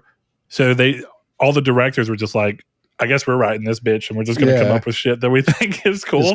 And you'd think they would have thought of cooler shit. Who knows? Look, I just don't. I think the biggest concern for me is I just hated the bullying of other people. Like, I get it. Yeah, like, don't cross the picket line, but who gives a fuck if Drew Barrymore wants to talk to fucking Dr. Oz? I don't give a shit. Let her fucking record her show. Who cares?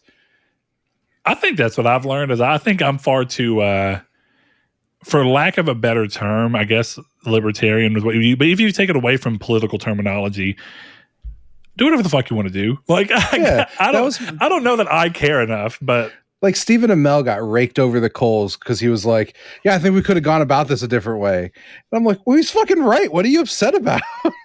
he's not being a scab. And that's the fucked up part. They got a fucking name for people who want to work. That's weird. Oh, I want to do my job. Hey, oh, you're a fucking scab. I don't get that bro. shit. Hey, what, you don't want your family to starve? And I know that we're taking this to an extreme, but I thought the same thing. When people are like scabs, I'm like, I'm not saying that that's not wrong. Maybe it is. I don't know enough about it, but it kind of feels like telling a homeless person, like, hey, bro, stand in solidarity with your other homeless people. You got an opportunity, say no to that shit, bro. Burger King is striking. You can't work there, though. We're talking about very rich people, so I guess this is a weird example. But with me, I remember when we did the strike, there was a potential strike at Stop and Shop, and they were like, you have to stand with the workers and you can't work. And I'm like, do I get paid? They said no. And I go, okay, when am I working next? Like, I'm not.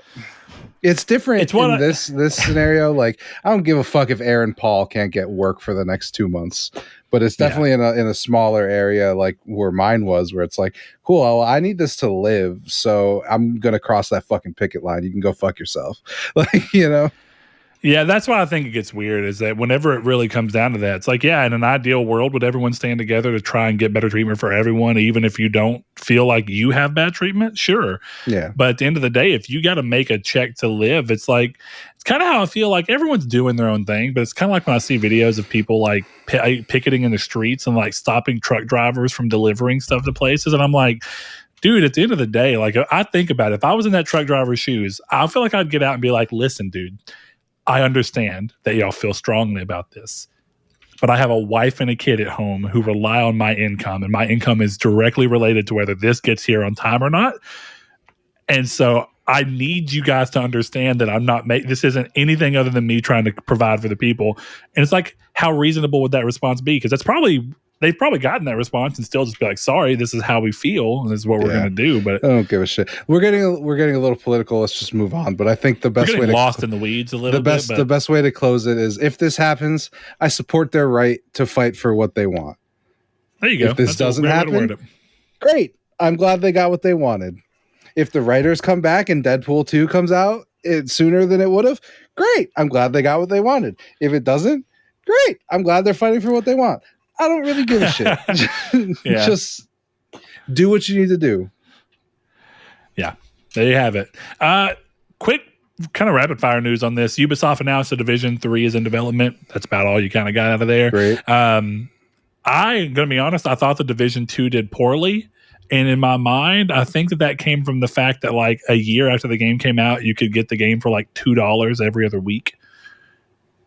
But I'm starting to think that considering it is a games as a service game, and so many of those have moved to free to play like Destiny, was that their way of getting people into the door so that they could then microtransaction them? And actually the Division 2 did really well. I don't know the answer to that, but you have to assume that it did okay. Otherwise they wouldn't be so eager to make another one. Yeah. I don't know. I fell off of the Division 2 hard. I wanted to like it more than I did. I like that game. I love the Division 1. I just stopped. It was one of those games like Borderlands 3 where I agreed to play it with all my friends, and then I went to work and they were 20 levels higher than me, so I deleted the game and told them to fuck themselves. That didn't happen at all. I'll give Blake, the ghost of Blake Pope's just wailing around. We were playing together, and every time that he wanted to play and I wanted to play, we'd get on, and it got to the only fun I was having playing the game was just talking with Blake. And I'm like, I could do that separate of this game. So to that end, next piece of news, Spider-Man 2 goes gold weeks ahead of its 10/20 release date. 10/20 if you're in the States. I don't know what the fuck 2010? That's exactly if you're overseas. Yes. So yeah, there you have it. October 20th release. This is not surprising at all. This is good to see. Also, woo. I mean, no, look, Spider-Man 2 looks incredible. I'm very excited for it. But this also just means that I'm like 1 week closer to like $400 being taken out of my checking account. Same. So I'm excited, but technically my credit card limit is not. That's really what it's going to hit. But that's okay. Now here's a less rapid fire piece of news because I'm a little curious as to your take on this, and then we're going to move into some quick questions. Helldivers 2 is a Sony. We're going to call it a second party game coming from being published by Sony themselves, but it's bucking the $70 trend that even a game like Returnal hit. And I think that's interesting because I kind of felt like we were reaching the end of Sony being a little more experimental and variable with their pricing, and then bam, we have a $50 Helldivers 2 instead of $70. What do you think's going on here? Do you feel like this is competition pushing back against Sony and Sony being like, we have to reapproach how we do this? Do you think that there's something inherently about Helldivers 2 that they thought this is quantifiably $20, like worth $20 less in the market than Returnal was? Like, what do you think's going on here? I mean, I think there could be, this is not a surprising answer, but there could be a ton of factors. I think the biggest one is Helldivers is extremely hardcore. Mm-hmm. And I'd bet it's easier to get a bigger audience to at least buy it and give it a shot for $50 than tell them it's $70. Friendly fire is always on. You respawn your friends and you're standing in the wrong place and you're going to die.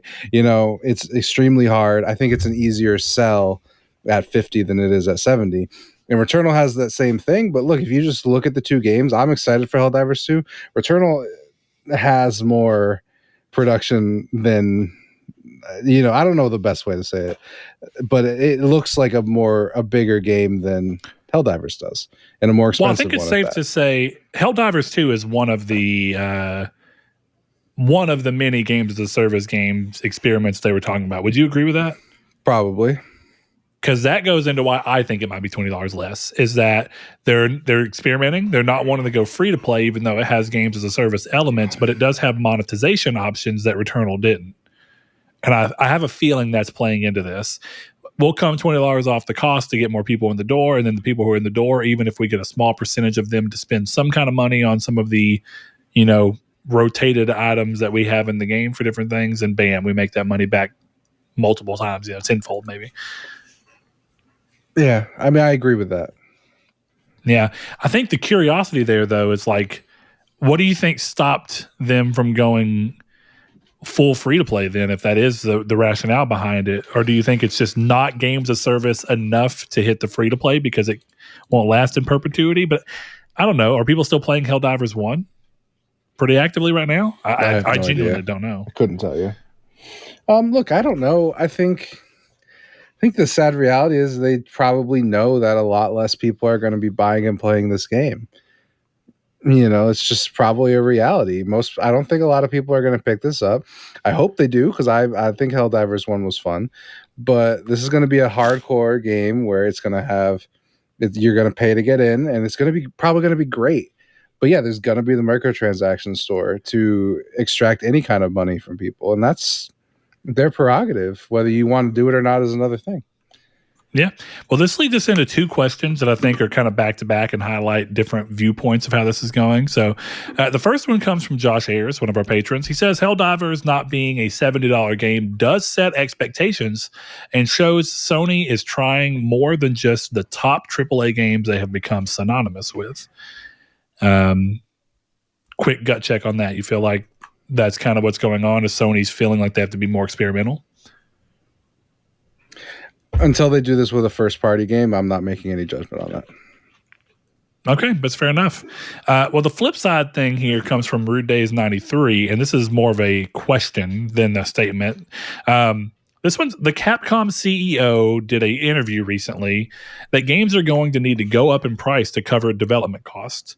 Colin Moriarty has also repeatedly said similar comments. So my question is, at what price would you say no to buying a game day one? Personally, for me, I think 80 would be my limit. From then, it's subscription services and sales. So, Chris, you were talking earlier about how 60 is already kind of quaint in some ways for a phone game, considering that it's $10 cheaper than the alternative market for it. Well, the more mainstream one. PC is, of course, 60 as well.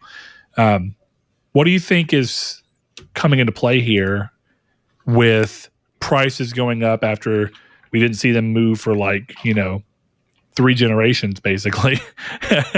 And then we finally saw them make a jump. What do you think was happening? What do you think would be your top dollar? You'd be like, okay, I'll still buy it. Yeah. What is the limit where you'd be like, I'm not going to buy this game day one? It's lame. The answer I'm about to give is lame, but it depends on the game. It really just does. Okay, I'll give you an example. Fallout 3 Remastered, they could charge me $400 and I would buy it day one. Okay, but you already have a relationship with that game. So let's try and narrow it down to Fallout get a feel 5, for it, right? $200, I'm in. Oh no. Still, that's an IP you're familiar with, right? So okay. let's take it, let's funnel it this way and see if we can get a gut feeling from you on here. Let's say it's a new IP entirely. It looks interesting. It has the type of gameplay and stuff that you like. It's from a new developer. Okay. Who's the head of the team? Joe Schmo that you don't really know. Okay. Right? And the reason I bring this up is right now, if you had that at $70, how do you feel from a game that looks incredible, right up your alley?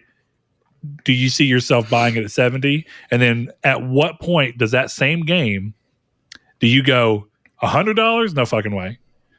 You know what I mean? Like when there's no other nostalgia factors or known quantity factors. Because like you could go, well, take it away. Oh, it's a new IP, but from Obsidian. You'd be like, oh, fuck, I like Obsidian. You know? So, well, I mean, I guess the best answer to that question is still what's the game? And that's not in terms of by name, but in terms of like, what's the game? So you mean like genre, length, and stuff like that? Yeah. Witcher 3, I think, could have cost $120 and it would have been worth the money. A game of the Witcher 3 scope and scale in context to the industry that it was in back in the the 90s would have been a $100 game. Yeah. Those DLCs would have been $60 in and of themselves. DLCs would have been separate games back then, but for me it's just I think it's not a matter of how much I would spend. It's how much more research I need to do. That's a fair point. Like suddenly you won't gut purchase so much as you'll be like, I still may buy it day one, but I've got to really know what I'm getting into. Because right now, I really only watch one trailer for a game. Dude, I gut purchased games $70 from like a trailer or two. Yeah. So I gut purchased Avium off of one trailer. I never even really watched anything else from him. I was like, that looks awesome. You're right. So $70 clearly isn't doing anything for me at that point. No, because I think in the end, like this is in terms of a gut purchase like that, it's a moment thing, right? You're in that moment and you're like, I want to play fucking Lies of P. I'm gonna buy Lies of P right now. And on accident. So when it just, I guess for me, I would have to be looking at 80 is probably my limit on fuck it purchases. I think that's fair. Yeah. I really don't have a limit on how much I would spend. Yeah, because like post Cyberpunk's a little different, but I mean, like I think post Witcher 3, they could have told me Cyberpunk was going to be $100 game, and I've been like, okay, yeah, that checks. Yeah. Like, I think I would look not at now. I would look at I would look at smaller stuff, where someone had asked like, oh, if they don't if they don't send review copies until like a week before, is that a red flag? And right now my answer is no. But if that red flag came with $100 price tag, yeah, I'd be concerned about like, well, why don't you want them to try your game? And I would sit here and I'd be like, yeah, okay. What does ACG say? What does Skill Up say? What does Brett like it if he played it before I did? What's the Metacritic? What does IGN say? Okay, let me watch the 87 gameplay trailers. I don't think I would pre-order at that point, but I would still buy games for however much they cost. I think it's fair. I like that question. It's a good one. It is kind of, I think it goes to show the position that we're in, that we make enough money and have accommodations that allow us to be a little more loose with that money to go towards our hobbies. So, exactly. Yeah. All right. Well, we got one more question before we get into the sexiest segment of the show. And that comes from Jehudi MD, one of our patrons. He says, if the big three decided tomorrow to go multi-platform, and Saul, I think this is inspired by our recent conversations, all their game catalog, who would you think would be most successful software sales-wise? And if Nintendo. They continued to sell their hardware, who would you think will reign supreme? Sony. And if their subscription services will be available on other platforms, who would rake in the most money? Sony. It's funny. Josh Ayers said Nintendo to all three, and I agree with you. Software-wise, I have a feeling Nintendo is going to win. Mm-hmm. It would be really surprising to me if that did not pan out. That would genuinely blow my mind. Yeah, me too. But I think you're right. I think hardware sales-wise, it'd either be Nintendo or Sony. I feel like either one of those kind of work. Subscription services, so if it happened right now, install base matters a lot. We're reaching the end of life cycle for the Switch. It's not going to be able to play things. I feel like Sony's leveraged in the position that they would do the best out of all three, strictly because of the fact that their console is relatively new, has a lot of life ahead of it, and it already has a lead start on the competition in actual units sold. My other question, though, would be, are we talking third person, but still with the general, sometimes PC gets missed, or does this mean all these games hit PC now day one as well? I think you might actually see a pretty heavy switch to PC if no exclusives were a thing ever again. Yeah. If there was no reason to buy a console, I think people might actually start being like, well, is this PC worth it? Because I can have one device that does everything, and then your complementary device, as you know, right now we always talked about, like Saul used to say he thought the PS4 and the Switch was like the best wombo combo you could get.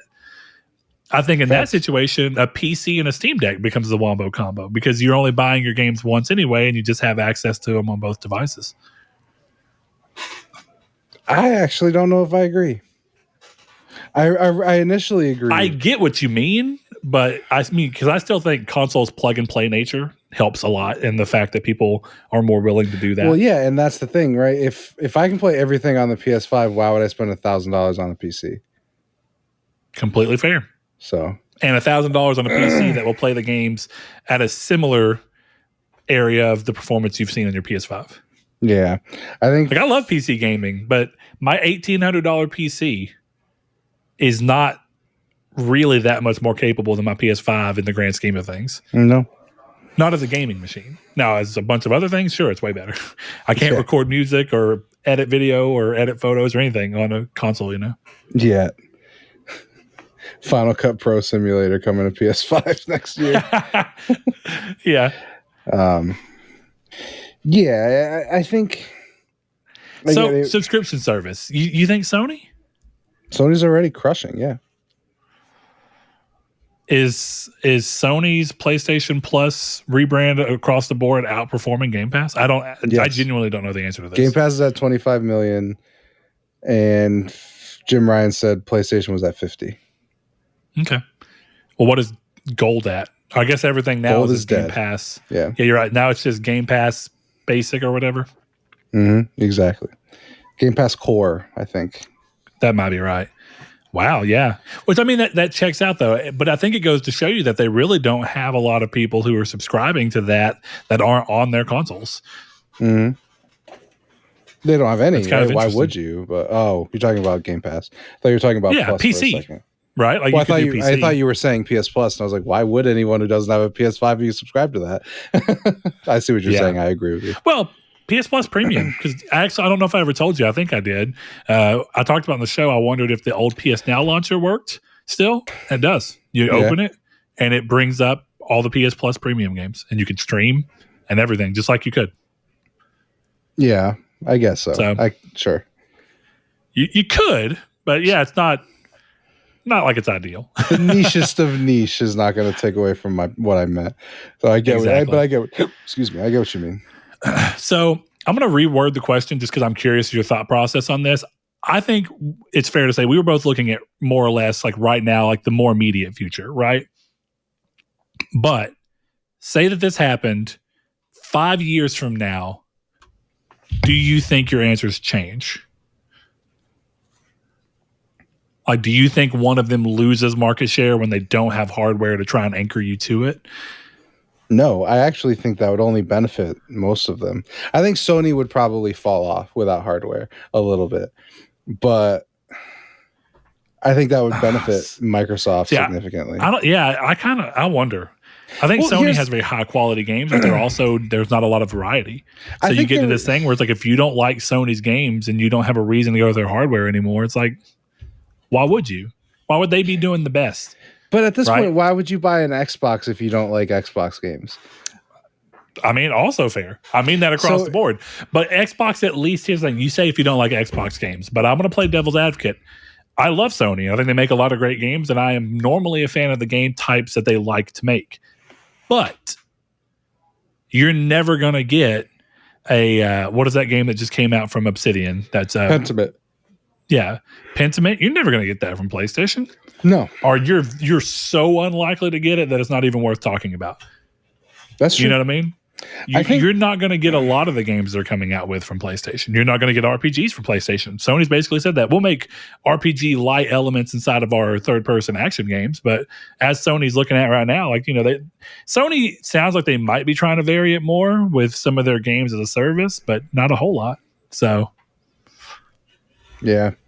I don't know. I think the thing is, I don't think anyone would be very much affected without a console, because if everything's third party and everyone can play it, then who the fuck cares?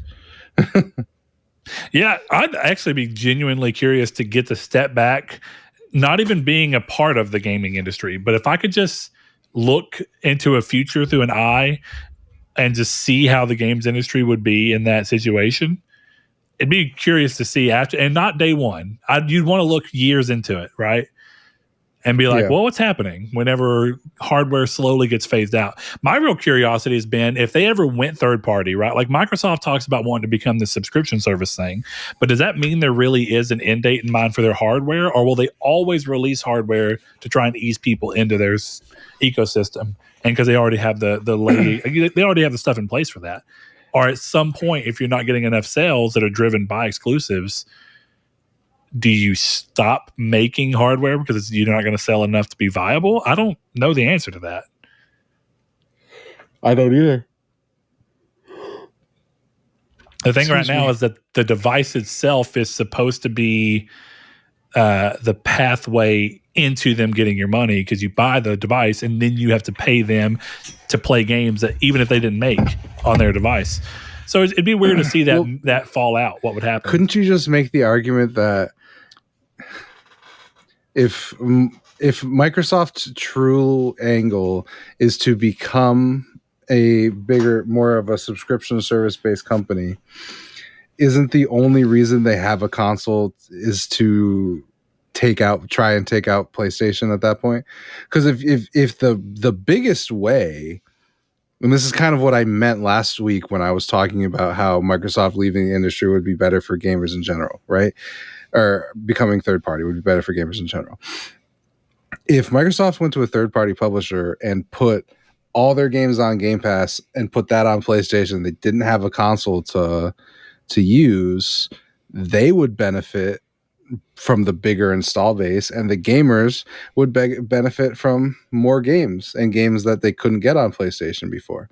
So realistically, in my mind, the only reason Microsoft is even making a console or Microsoft making a console would show that they're not just looking to be in subscriptions, or they just want to take Sony out, and that's fun for them. But they just think that right now there's not enough, even though they want to go towards subscriptions, there's not enough demand for that yet from the average everyday consumer that's not us, that can justify the fact that they're going to lose all the third-party profit they get from people buying third-party games just through their ecosystem, right? Because that's where they make 30% of their revenue.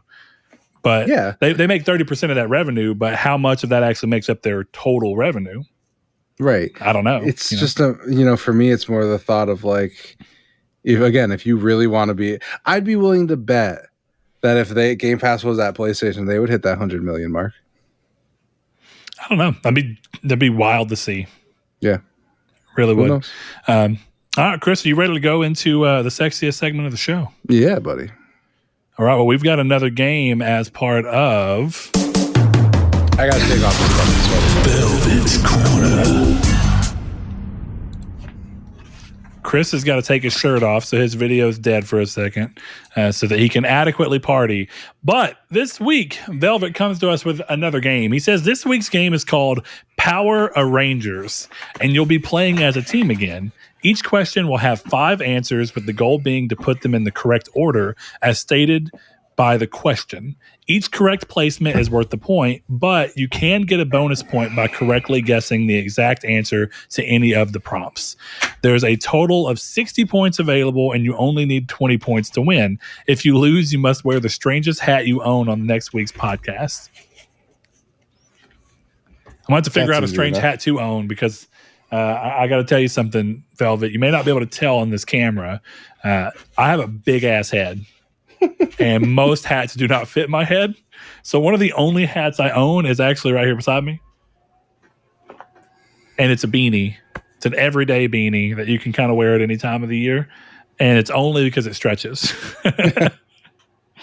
You know how they make like stretch fit caps that are like one size fits most? You're not part of the most. I am not part of the most. I get it, man. Neither am I. I know. Big head problems, man. I got 2 big heads on me. All right. P.S. The answers are approximately correct to the best of my internet sleuthery, but there's enough wiggle room between answers to make the results probably correct regardless. Also, it's only a game, so get off my back already. Fair enough. Fair enough, Velvet. Fair enough. All right. Saul. Chris, I don't think I've done that in like 100 episodes. I don't think so. It's actually pretty impressive that you didn't. That was interesting. Speaking of Saul, did you see he shaved his beard off? I did. Whole honeybeard's gone.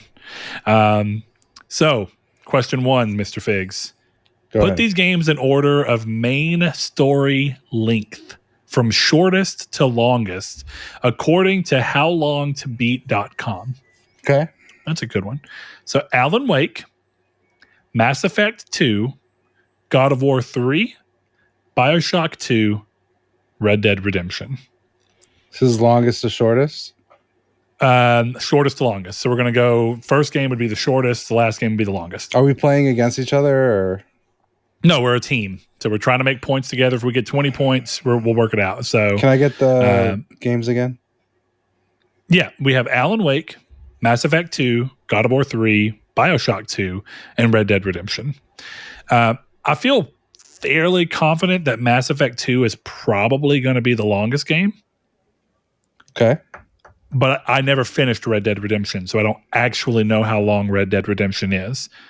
Red Dead Redemption 2 is kind of long, so I don't really know. I need your input on that one there, Chris. We're a team. I can tell you this much. God of War 3 is about a 12-hour game. It's a very run-of-the-mill PlayStation 3 era 12 to 15-hour game.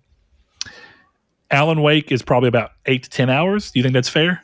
I would say that's fair. I think I have my version of the list. I've done it in my head. Let's hear it out. Can I present you?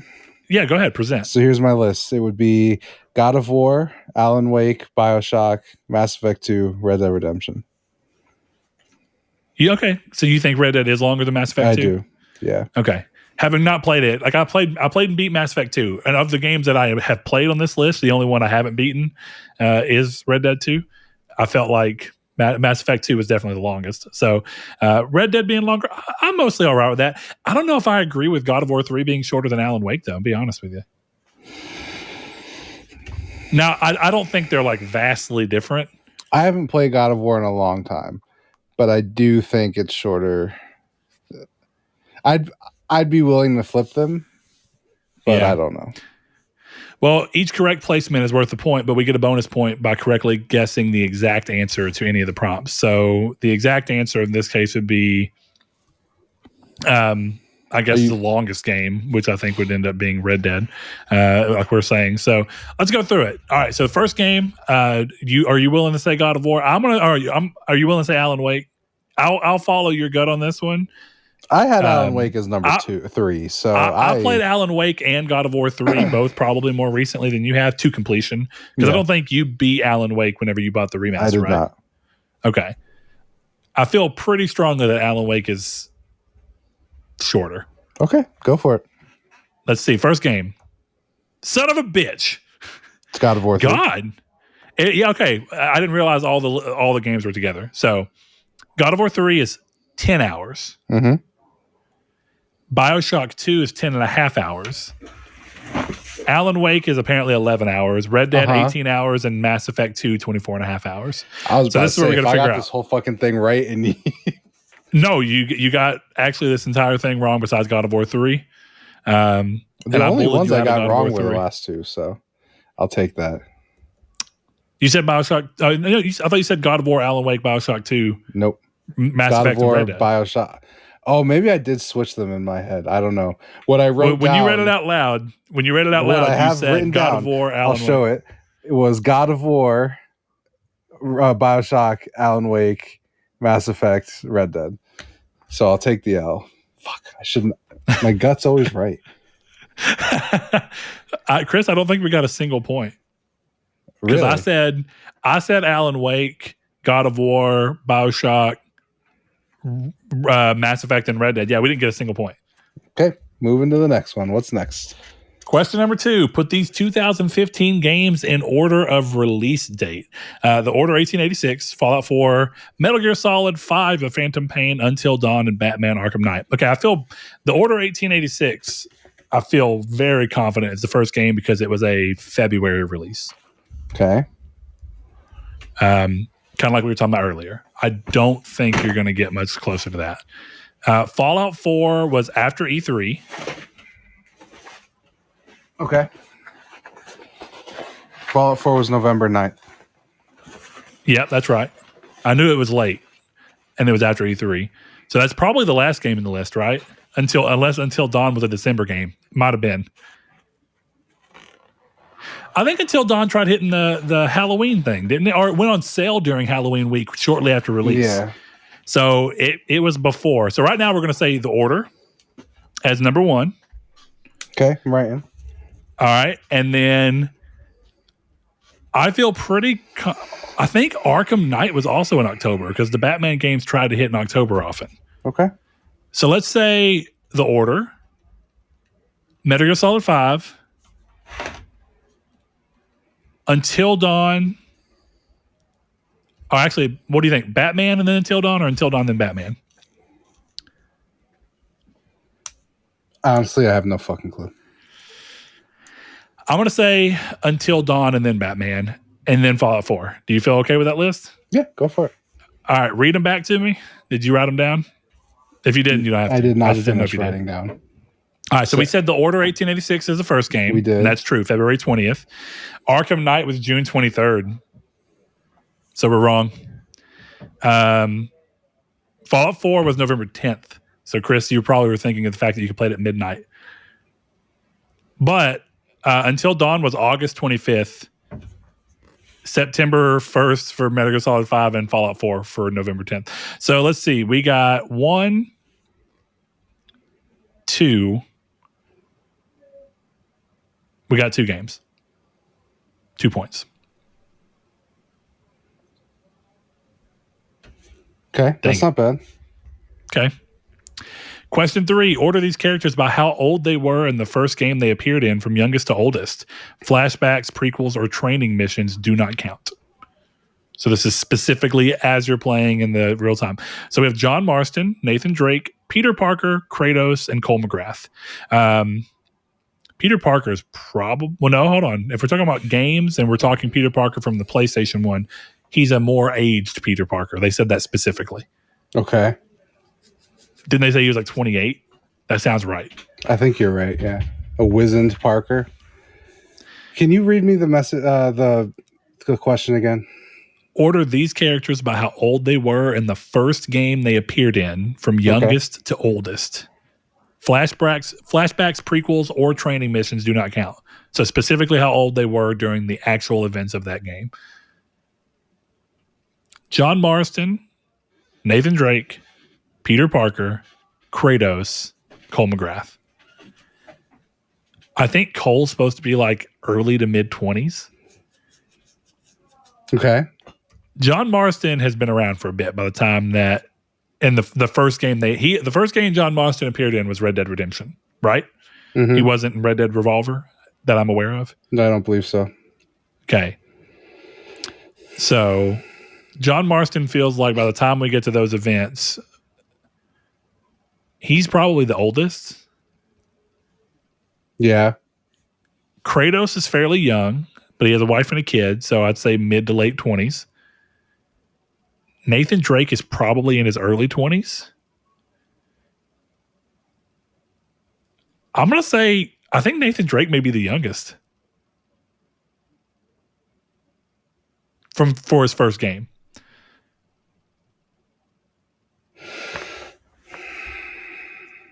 This is a lot more tough than I thought it would be. I think I would go...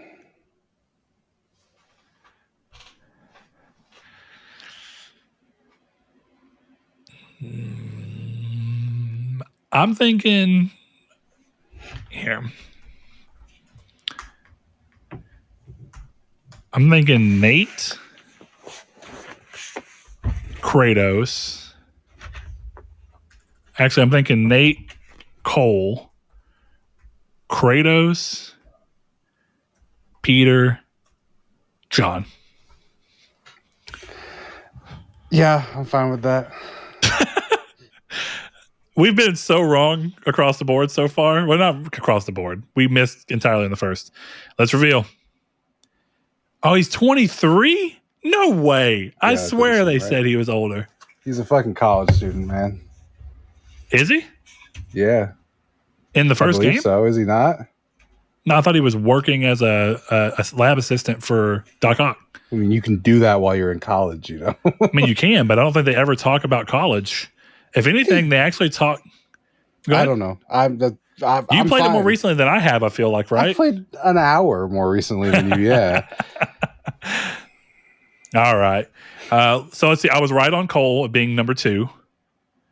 Nate is 31 in the first game. Okay. Kratos is 4th and John is last. So we got 2 points. Okay. 2 points. So that's 4 points. Yep. All right, here we are. Question 4. Order these games by Metacritic rating from lowest to highest. Ratings are taken from the version with the most amount of reviews. Duke Nukem Forever, Aliens, Colonial Marines. I love that they're all bad games, like memed games online. Mm-hmm. So Duke Nukem Forever, Aliens, Colonial Marines, WWE 2K20, Tony Hawk 5, Pro Skater 5, and Sonic 06. These are... Be honest with you, Chris, I don't know. I think I would go WWE. Give me the list again. Okay, and we're going from lowest to highest. So it's Duke Nukem Forever, Aliens, Colonial Marines, 2K20 for WWE, Tony Hawk 5, and Sonic 06. I think the lowest of them is Tony Hawk 5. If I remember, that game's like in the 30s, maybe the high 30s. It may be worse. I don't know anything about 2K20. No clue. I would have put that probably lowest. I don't remember anything else about it. This comes to be one of those things where, since I don't know at all, I'm really wanting to lean towards the fact that I know that Tony Hawk's in the 30s, but I have zero clue for how 2K20 could be. Let's think about Sonic 06 real quick. I think Sonic 06 was around a 50. Last time I was looking at it, but that's been years ago. So I'd say 450. Right now, I'm thinking if we're going to call 2K pretty bad, right? We're thinking 2K's pretty bad. I think Tony Hawk 5 is what I would say is the lowest. Here, let me type my answers out just so I can keep them mine up. Would be... So I'm going to say Tony Hawk 5. Go ahead. WWE, Sonic, Duke Nukem, Aliens. I feel good with that. Okay, flip them. Okay, let's flip it. Oh, baby. Finally making some moves. Kind of. Tony Hawk 5 is the lowest at a 32. Nice. 2K20 at a 43. Nice. Sonic 06 at a 46. Nice. Aliens Colonial Marines as the fourth game at a 48. And Duke Nukem Forever edging it out barely at a 49. Damn. Brutal. I was so close. So that's what, 6 or 3? We got 3 points. 7. So we're at what? 7 points total now? We got to get to 20. We have 2 more questions to do that, Chris. Oh my god! I was like, "There's too many fucking games on here. There's. How are we gonna get to 20 without far too many more questions?" All right, question 5. Order these games from smallest to largest file size at launch. Holy shit! Red Dead 2, No Man's Sky, Diablo 4, Destiny 2, Lightfall, The Last of Us Part 1. I think The Last of Us Part 1 was quite large just because it was one of those weird things. But Red Dead 2 was a massive game. Yeah. Red Dead 2 was 2 discs, wasn't it? Mm-hmm. Dude, can we take a second to talk about the fact that Final Fantasy Rebirth is 2 fucking discs? That seems outrageous and unnecessary to me personally. I don't know if I get it. It's supposed to be using Unreal Engine. What happened to all this? What's the Kraken engine doing? It's too many chocobos, man. This is an exclusive game. Why is Kraken compression not working? No Man's Sky seems the lowest. I think that's a red herring because it's meant to be this infinite world, but it's procedurally generated. So all it does is takes. I'm going to say that's probably lowest. Okay. So No Man's Sky, you agree with that? I'll take it. I feel like Diablo 4 is not that high. I don't feel like any of the Diablo games have been massive. Like this is probably the biggest one. It's 70 gigs because I remember when I downloaded it. So somewhere in the ballpark of 70. Yeah. I feel like that's definitely under Red Dead 2. So let's put Diablo 4 second. Okay. I mean, Red Dead's got to be around 100, right? I feel like Red Dead breaks 100. I don't know about Lightfall. I didn't install it. Well, hold on. Let's go through the games. So what's the ones we don't have on? We have Red Dead. Lightfall? Destiny 2 Lightfall, yeah. Destiny 2 is the smallest. I would be willing to put money on Lightfall being the smallest. Well, because it's a trick question. Because with Destiny 2 is a big download. Lightfall is an unlock. Lightfall is 0. I wonder if he's technically saying that when Destiny 2 became Lightfall, because you know how like you said, it's an unlock, it would be 0. I think he's saying that Destiny 2 Lightfall, at the time that launched and Destiny got its new file size, But you could be right. But I think the red herring in this is No Man's Sky. I don't think there'd be two. I think Destiny is 1 or 2 then. I lean towards 1 because to me the answer is 0. I don't think that's what he means. If you're specific, Velvet, if you're specifically saying that Destiny 2 Lightfall, and I'm right, and it's just a toggle, okay, it's the content's active, then that's 0, and I contest it not being number 1. I mean, I kind of get what you mean, but at the same time, that's not really how that works because the Lightfall content does get put into the game. So it does have a size, but since it's not a separate add-on that you play that you have to download separately, instead it's updating the entire game's file size to include this. You know what I mean? Mm-hmm. Then I feel like it has to have an actual install size. You make the call. I would at least say 2 or 3, personally. I would go Diablo 3, Destiny, Lightfall 2. I want to say No Man's Sky. Here, I got No Man's Sky, and then I'm going to say, I feel like Diablo is, you said 70 gigs. That sounds about right. So I'm going to say Diablo. Red Dead is definitely the last. Yeah. In my opinion. What if Red Dead's the red herring?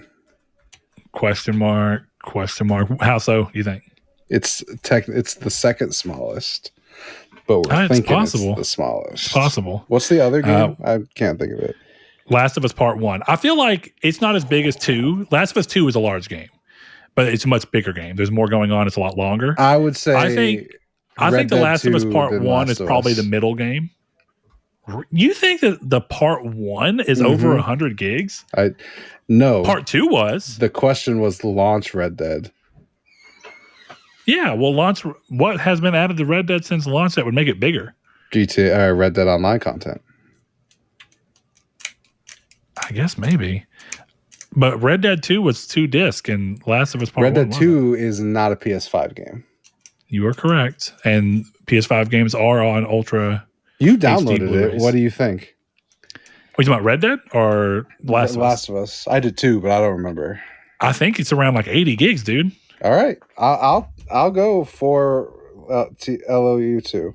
That's fine. Well, look, if I'm filling in a question mark, then TLU 1 is, I put TLU I. TLU 1 is my third game, in my opinion. I think it's the middle game. Then I'm going to say I'm going to say Destiny and then Red Dead. I still think Red Dead's biggest. Okay, go for it. I'm willing to hear you out if you think otherwise. No, I trust you. I don't have any hats to wear, so this doesn't really affect me very much. So. Son of a bitch. I'll wear my beanie. I'll just get hot and uncomfortable. All right, let's reveal then. Oh, baby. No Man's Sky is the lowest by a large margin. It's what, like 20 gigs? It's 13 gigs at launch. That makes sense, yeah. Diablo 4. Oh, dude, I sweeped it. There you go. Okay, that's Diablo 4 is 76 gigs. You were very close. It was close to 70. The Last of Us Part 1 79 gigs. No, not quite the 80 I thought. Destiny 2 Lightfall is 102 gigs. And Red Dead 2 is 105 gigs. I think that's some bullshit. But that's okay. What part's bullshit? The Lightfall? Yeah, I don't like that. Well, Chris, how many points are we at now? Hold on. Chris, I swept it. We get a bonus point. Yeah, we got 6 5, points. Right? Oh, 6. So 13. We can't win, so what does it matter? That's what I was about to say. Can we even win at this point? No. How many points are we at? We were at 7. We just got 6. Yeah. No, we're at 13. Oh, shit. Can we? Yeah. We can't win if we wanted to. Rip. I'm tired. All right, man. well, let's have some fun with it. All right, fine. Go for it. Order these games by how many platforms they've appeared on from least to most. Doom, Resident Evil 4, Tetris, Grand Theft Auto 5, Street Fighter 2. Here's the question. Official or unofficial platforms? Doom is the answer if it's unofficial. Tetris is the answer if it's official.